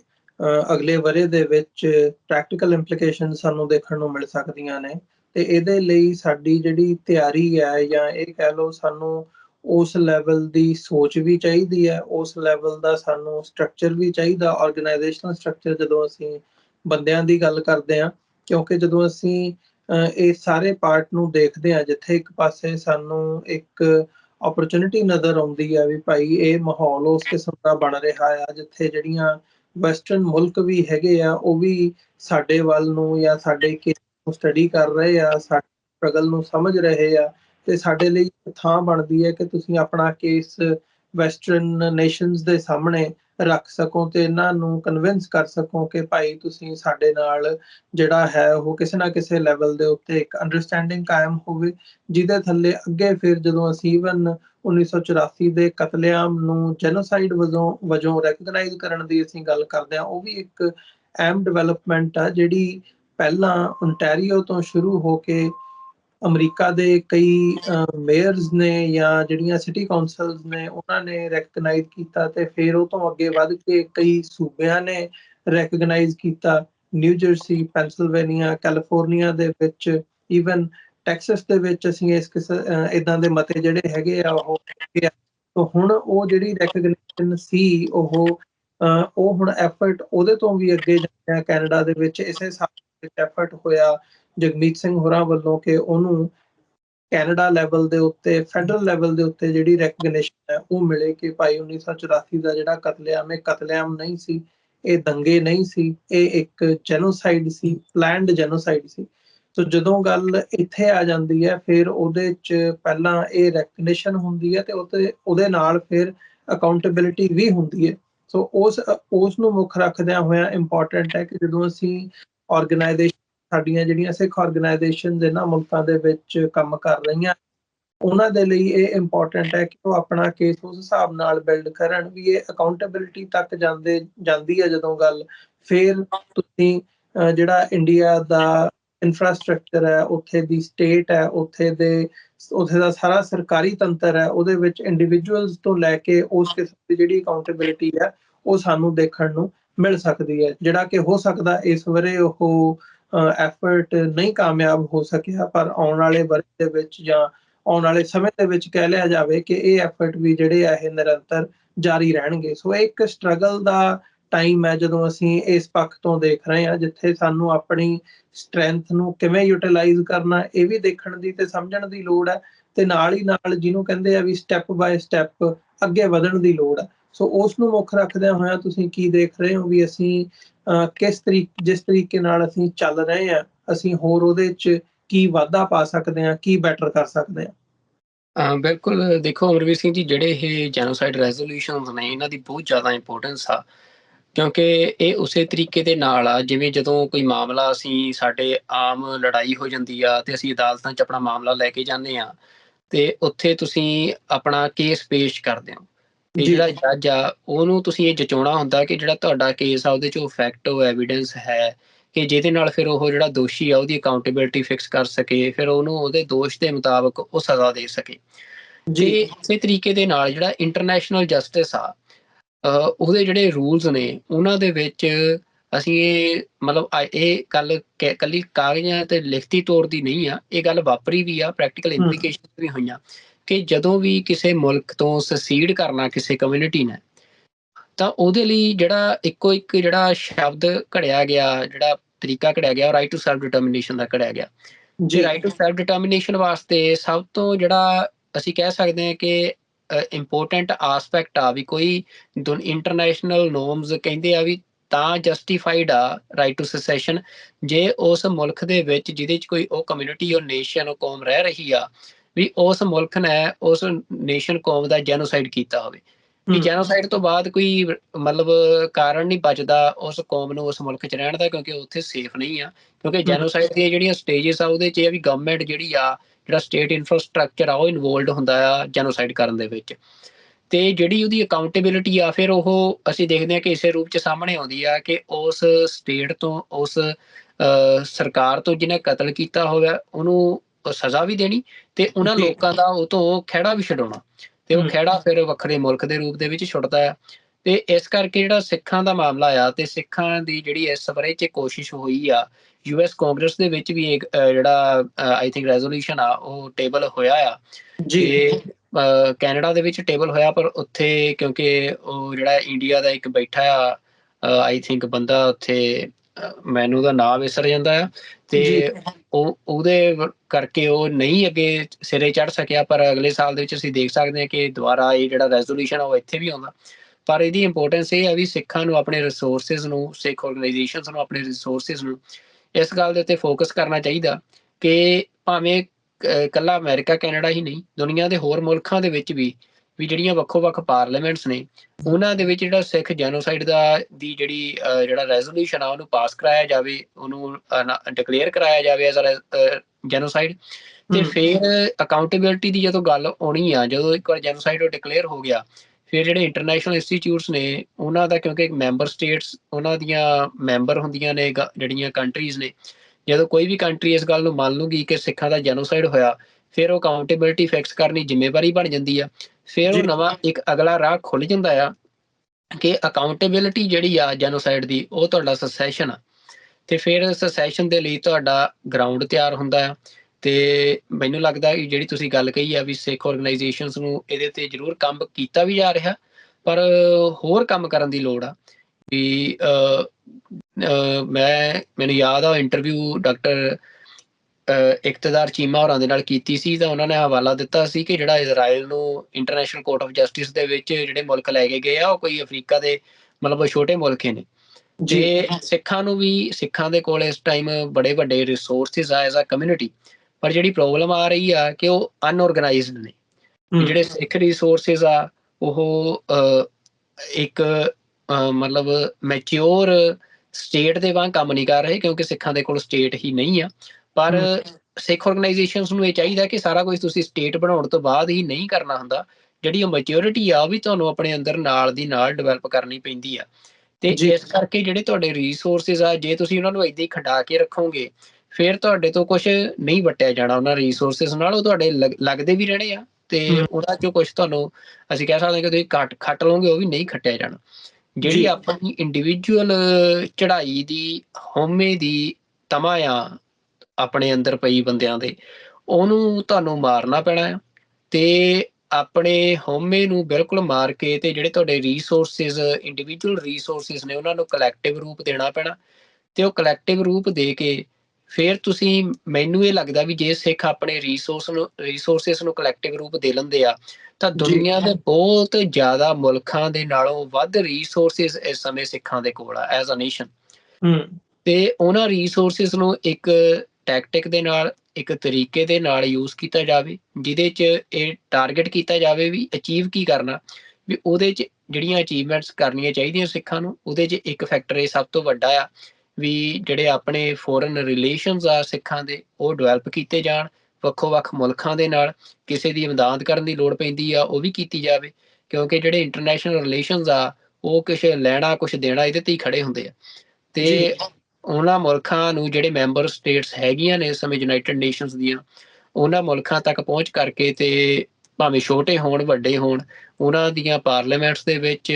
ਜਿਹੜੇ ਰੈਜ਼ੋਲੂਸ਼ਨ ਆ ਉਹ ਪਾਸ ਕਰਵਾਏ ਜਾਣ ਜਿਹੜੇ ਸਿੱਖ ਜੈਨੋਸਾਈਡ ਦੇ ਆ, ਤੇ ਫਿਰ ਜਿਹੜੀ ਅਕਾਊਂਟੇਬਿਲਿਟੀ ਆ ਇੰਡੀਆ ਦੀ ਉਹ ਫਿਕਸ ਕਰਾਉਣ ਵਾਲੇ ਪਾਸੇ ਨੂੰ ਤੁਰਿਆ ਜਾਵੇ। ਇਹ ਨਹੀਂ ਕਿ ਇਹਦੇ ਨਾਲ ਸਾਰਾ ਕੁਛ ਅਚੀਵ ਹੋ ਜਾਣਾ ਹੈ, ਪਰ ਇਹ ਇੱਕ ਆਸਪੈਕਟ ਆ ਜਿਹ ਤੇ ਕੰਮ ਕਰਨਾ ਚਾਹੀਦਾ ਆ, ਜਿਹੜੀ ਤੁਸੀਂ ਗੱਲ ਕੀਤੀ ਸੀ। ਤੇ ਮੈਨੂੰ ਆਸ ਆ ਵੀ ਜਿਹੜੀਆਂ ਸਿੱਖ ਆਰਗੇਨਾਈਜੇਸ਼ਨਸ ਨੇ ਉਹ ਮੈਚਿਓਰ ਹੋ ਰਹੀਆਂ ਨੇ ਸਮੇਂ ਦੇ ਨਾਲ, ਤੇ ਖਾਸ ਤੌਰ ਤੇ ਪਿਛਲੇ ਵਰ੍ਹੇ 'ਚ ਜੋ ਸਿੱਖਾਂ ਨੇ ਦੇਖਿਆ ਵੀ ਜਦੋਂ ਤੁਹਾਨੂੰ ਇੱਕ ਓਪਰਚੁਨਿਟੀ ਦਿਖਦੀ ਆ ਵੀ ਬਣ ਰਿਹਾ ਕ੍ਰਿਟੀਕਲ ਸਮਾਂ ਆ, ਦੇਖੋ ਇੱਕ ਵਿੰਡੋ ਓਪਨ ਹੋਈ ਆ, ਜੇ ਤੁਸੀਂ ਇਹਨੂੰ ਯੂਟਿਲਾਈਜ਼ ਕਰੋਗੇ ਅਗਲੇ ਕੁਝ ਸਾਲਾਂ ਦੇ ਵਿੱਚ ਤਾਂ ਠੀਕ ਆ, ਨਹੀਂ ਫਿਰ ਤੁਹਾਡੀਆਂ ਅਗਲੀਆਂ ਪੀੜ੍ਹੀਆਂ ਤੱਕ ਜਿਹੜੀ ਇਹ ਗੁਲਾਮੀ ਹੰਢਾਈ ਆ ਇੰਨੇ ਸਾਲ ਸਿੱਖਾਂ ਨੇ, ਉਹ ਤੁਹਾਡੀਆਂ ਅਗਲੀਆਂ ਪੀੜ੍ਹੀਆਂ ਤੱਕ ਉਹ ਟਰਾਂਸਫਰ ਹੋਣੀ ਆ। ਤਾਂ ਇਸ ਕਰਕੇ ਜ਼ਰੂਰੀ ਆ ਵੀ ਮੈਂ ਉਦਾਹਰਨ ਦਿੰਦਾ ਹੁੰਦਾ ਵੀ 18ਵੀਂ ਸਦੀ ਦਾ ਉਹ ਸਮਾਂ ਸੀ ਜਦੋਂ ਸਿੱਖਾਂ ਦੇ ਮਤਲਬ ਇਹ ਕਿਹਾ ਜਾਂਦਾ ਕਿ ਸਿਰਫ ਤੇੜ ਕਛਹਿਰਾ ਰਹਿ ਗਿਆ ਸੀ, ਜੀ ਸਿੱਖਾਂ ਦੇ ਪੱਲੇ ਹੋਰ ਕੱਖ ਨਹੀਂ ਸੀ ਬਚਿਆ, ਨਾ ਘੋੜੇ ਬਚੇ ਸੀ, ਸਿੱਖ ਪੈਦਲ ਜੰਗਲਾਂ 'ਚ ਤੁਰ ਰਹੇ ਸੀ ਵੀ। ਪਰ ਉਸ ਸਮੇਂ ਸਿੱਖਾਂ ਨੇ ਆਪਣੀ ਜਿਹੜੀਆਂ ਨਿੱਜੀ ਗਰਜਾਂ ਸੀ ਉਹਨਾਂ ਨੂੰ ਪਾਸੇ ਰੱਖ ਕੇ ਤੇ ਉਹਨਾਂ ਨੇ ਇੱਕ ਕੌਮੀ ਘਰ ਦੀ ਉਸਾਰੀ ਦੇ ਉੱਤੇ ਫੋਕਸ ਕੀਤਾ ਜੀ ਤੇ ਪਾਤਸ਼ਾਹੀ ਦਾਅਵਾ ਆਪਣਾ ਕਾਇਮ ਕਰਨ ਦੇ ਲਈ ਉਹਨਾਂ ਨੇ ਆਪਣਾ ਸਾਰਾ ਕੁਛ ਲਾਇਆ ਝੋਕਿਆ ਜੰਗ ਦੇ ਵਿੱਚ। ਤੇ ਉਸ ਤੋਂ ਬਾਅਦ ਫਿਰ ਸਿੱਖਾਂ ਨੂੰ ਜਿਹੜਾ ਰਾਜ ਮਿਲਿਆ, ਤੇ ਜਿਵੇਂ ਬਲਵੀਰ ਸਿੰਘ ਭਰਪੂਰ ਹੋਰਾਂ ਦੀ ਅਸੀਂ ਉਹ ਸਪੀਚ ਅੱਜ ਤੱਕ ਸੁਣਦੇ ਹਾਂ ਵੀ ਉਸ ਰਾਜ ਦੀਆਂ ਬਰਕਤਾਂ ਵੀ ਦਰਬਾਰ ਸਾਹਿਬ ਅੱਜ ਦੁਨੀਆ ਦੇ ਵਿੱਚ ਇਹੋ ਜਿਹੀ ਇਮਾਰਤ ਆ ਕਿ ਜਿਹੜੀ ਸੋਨੇ ਦੇ ਵਿੱਚ ਮੜੀ ਹੋਈ ਮਹਿਜ ਕੋਈ ਸੋਨਾ, ਇਹ ਨਹੀਂ ਕਿ ਸਿੱਖ ਮਟੀਰੀਅਲਿਸਟ ਨੇ, ਪਰ ਉਹ ਸਿੱਖਾਂ ਦੀ ਪਾਤਸ਼ਾਹਤ ਦੀ ਨਿਸ਼ਾਨੀ ਆ। ਤੇ ਇਸ ਤੋਂ ਇਲਾਵਾ ਜਿਹੜਾ ਸਿੱਖਾਂ ਅੱਜ ਵੀ ਸਿੱਖ ਮਤਲਬ ਅੱਜ ਤੁਸੀਂ ਪੰਜਾਬ ਦੀ ਇਕੋਨਮੀ ਦੇਖੋ ਤਾਂ ਪਿਛਲੇ ਲਗਭਗ 20-30 ਸਾਲਾਂ ਤੋਂ ਖਾਸ ਤੌਰ ਤੇ ਜਦੋਂ ਤੋਂ ਭਾਰਤ ਦਾ ਇਹ ਰਾਜ ਪ੍ਰਬੰਧ ਆਇਆ ਐਗਜ਼ਿਸਟੈਂਸ ਦੇ ਵਿੱਚ, ਤਾਂ ਪੰਜਾਬ ਦੀ ਇਕੋਨਮੀ ਡਿੱਗਦੀ ਗਈ ਆ। ਪਰ ਫਿਰ ਵੀ ਅੱਜ ਇਹ ਪੰਜਾਬ ਸਟਿਲ ਐਗਜ਼ਿਸਟ ਕਰ ਰਿਹਾ, ਕਿਤੇ ਨਾ ਕਿਤੇ ਵੀ ਭੀਖ ਨਹੀਂ ਮੰਗ ਰਿਹਾ, ਤਾਂ ਉਸ ਰਾਜ ਭਾਗ ਦੀਆਂ ਹੀ ਬਰਕਤਾਂ ਨੇ। ਤਾਂ ਇਸ ਕਰਕੇ ਜ਼ਰੂਰੀ ਆ ਵੀ ਸਿੱਖਾਂ ਨੂੰ ਆਪਣੇ ਜਿਹੜੇ ਰਿਸੋਰਸਿਸ ਆ ਉਹ ਫੋਕਸਡ ਕਰਨੇ ਚਾਹੀਦੇ ਆ, ਉਹਨਾਂ ਨੂੰ ਕਲੈਕਟਿਵ ਰੂਪ ਦੇਣਾ ਚਾਹੀਦਾ ਹੈ ਕਿਤੇ ਨਾ ਕਿਤੇ, ਤੇ ਇੰਡੀਵਿਜੂਅਲ ਜਿਹੜੀ ਆਪਣੀ ਹਉਮੈ ਚੜ੍ਹਾਈ ਦੀ ਇੱਛਾ ਆ ਉਹਨੂੰ ਛੱਡਣਾ ਚਾਹੀਦਾ। ਆਖਰੀ ਇਸ ਗੱਲ ਦੇ ਨਾਲ ਮੈਂ ਗੱਲ ਜੋੜਦਿਆਂ ਫਿਰ ਸ਼ਾਇਦ ਵਿਸਰ ਜਾਵਾਂ ਕਿ ਜਦੋਂ ਤੁਸੀਂ ਸਟੇਟ ਦਾ ਟੂਲ ਵੀ ਬਣਦੇ ਹੋ ਨਾ, ਜਦੋਂ ਤੁਹਾਨੂੰ ਦੁਸ਼ਮਣ ਵਰਤਦਾ ਆ,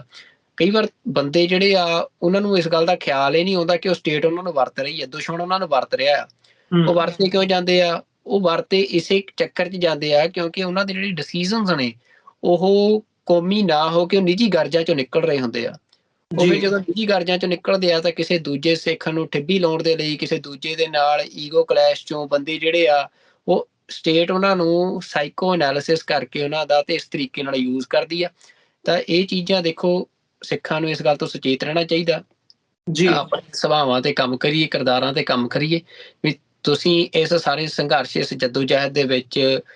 ਸੱਚੇ ਪਾਤਸ਼ਾਹ ਕਿਰਪਾ ਕਰਨ ਵੀ ਕੋਈ ਵੀ ਸਿੱਖ ਆਪਣੇ ਕਿਸੇ ਇਸ ਤਰ੍ਹਾਂ ਦੇ ਕਰਮ ਕਰਕੇ ਸਟੇਟ ਦਾ ਟੂਲ ਨਾ ਬਣੇ। ਇਹ ਅਰਦਾਸ ਵੀ ਹੈ ਸਿੱਖਾਂ ਦੀ, ਪਰ ਇਹ ਹੋਰ ਹੈ ਤੇ ਸਿੱਖਾਂ ਨੂੰ ਇਹ ਤੋਂ ਸੁਚੇਤ ਰਹਿਣਾ ਚਾਹੀਦਾ ਹੈ ਅਗਲੇ ਸਮੇਂ 'ਚ। ਬਿਲਕੁਲ ਬਿਲਕੁਲ, ਇਹ ਸਾਡੇ ਲਈ ਬਹੁਤ ਇੰਪੋਰਟੈਂਟ ਟਾਈਮ ਹੈ। ਮੈਂ ਸਮਝਦਾ ਕੌਮੀ ਤੌਰ ਦੇ ਉੱਤੇ ਜਦੋਂ ਦੇਖਦੇ ਹਾਂ ਜਿੰਨਾ ਸਮਿਆਂ ਦੇ ਵਿੱਚੋਂ ਅਸੀਂ ਲੰਘ ਰਹੇ ਹਾਂ, ਇਹ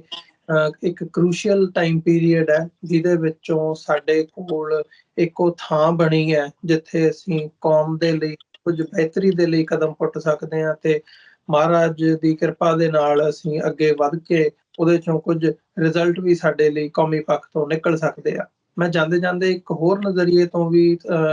ਸਾਡੇ ਨਾਲ ਜਾਂ ਤੁਹਾਡੇ ਤੋਂ ਮੈਂ ਪੁੱਛਣਾ ਚਾਹੂੰਗਾ, ਸਾਡੇ ਦਰਸ਼ਕਾਂ ਦੇ ਨਾਲ ਸਾਂਝ ਪਾਈਏ ਅਸੀਂ ਕਿਸਾਨ ਸੰਘਰਸ਼ ਨੂੰ ਲੈ ਕੇ, ਕਿਉਂਕਿ ਜਦੋਂ ਇੱਕ ਮਤਲਬ ਰੀਸੈਂਟ ਟਾਈਮ ਪੀਰੀਅਡ ਦੇ ਵਿੱਚ 84 ਤੋਂ ਬਾਅਦ ਦਾ ਜਦੋਂ ਅਸੀਂ ਟਾਈਮ ਪੀਰੀਅਡ ਦੇਖ ਰਹੇ ਹਾਂ, ਸਿੱਖ ਸੰਘਰਸ਼ ਦਾ ਜਿਹੜਾ ਮਿਲੀਟੈਂਸੀ ਦਾ ਦੌਰ ਸੀ ਉਹ 95 ਦੇ ਵਿੱਚ ਸਰਦਾਰ ਜਸਵੰਤ ਸਿੰਘ ਖਾਲੜਾ ਹੋਰਾਂ ਦੀ ਸ਼ਹਾਦਤ ਦੇ ਨਾਲ ਉਹਦੇ ਤੇ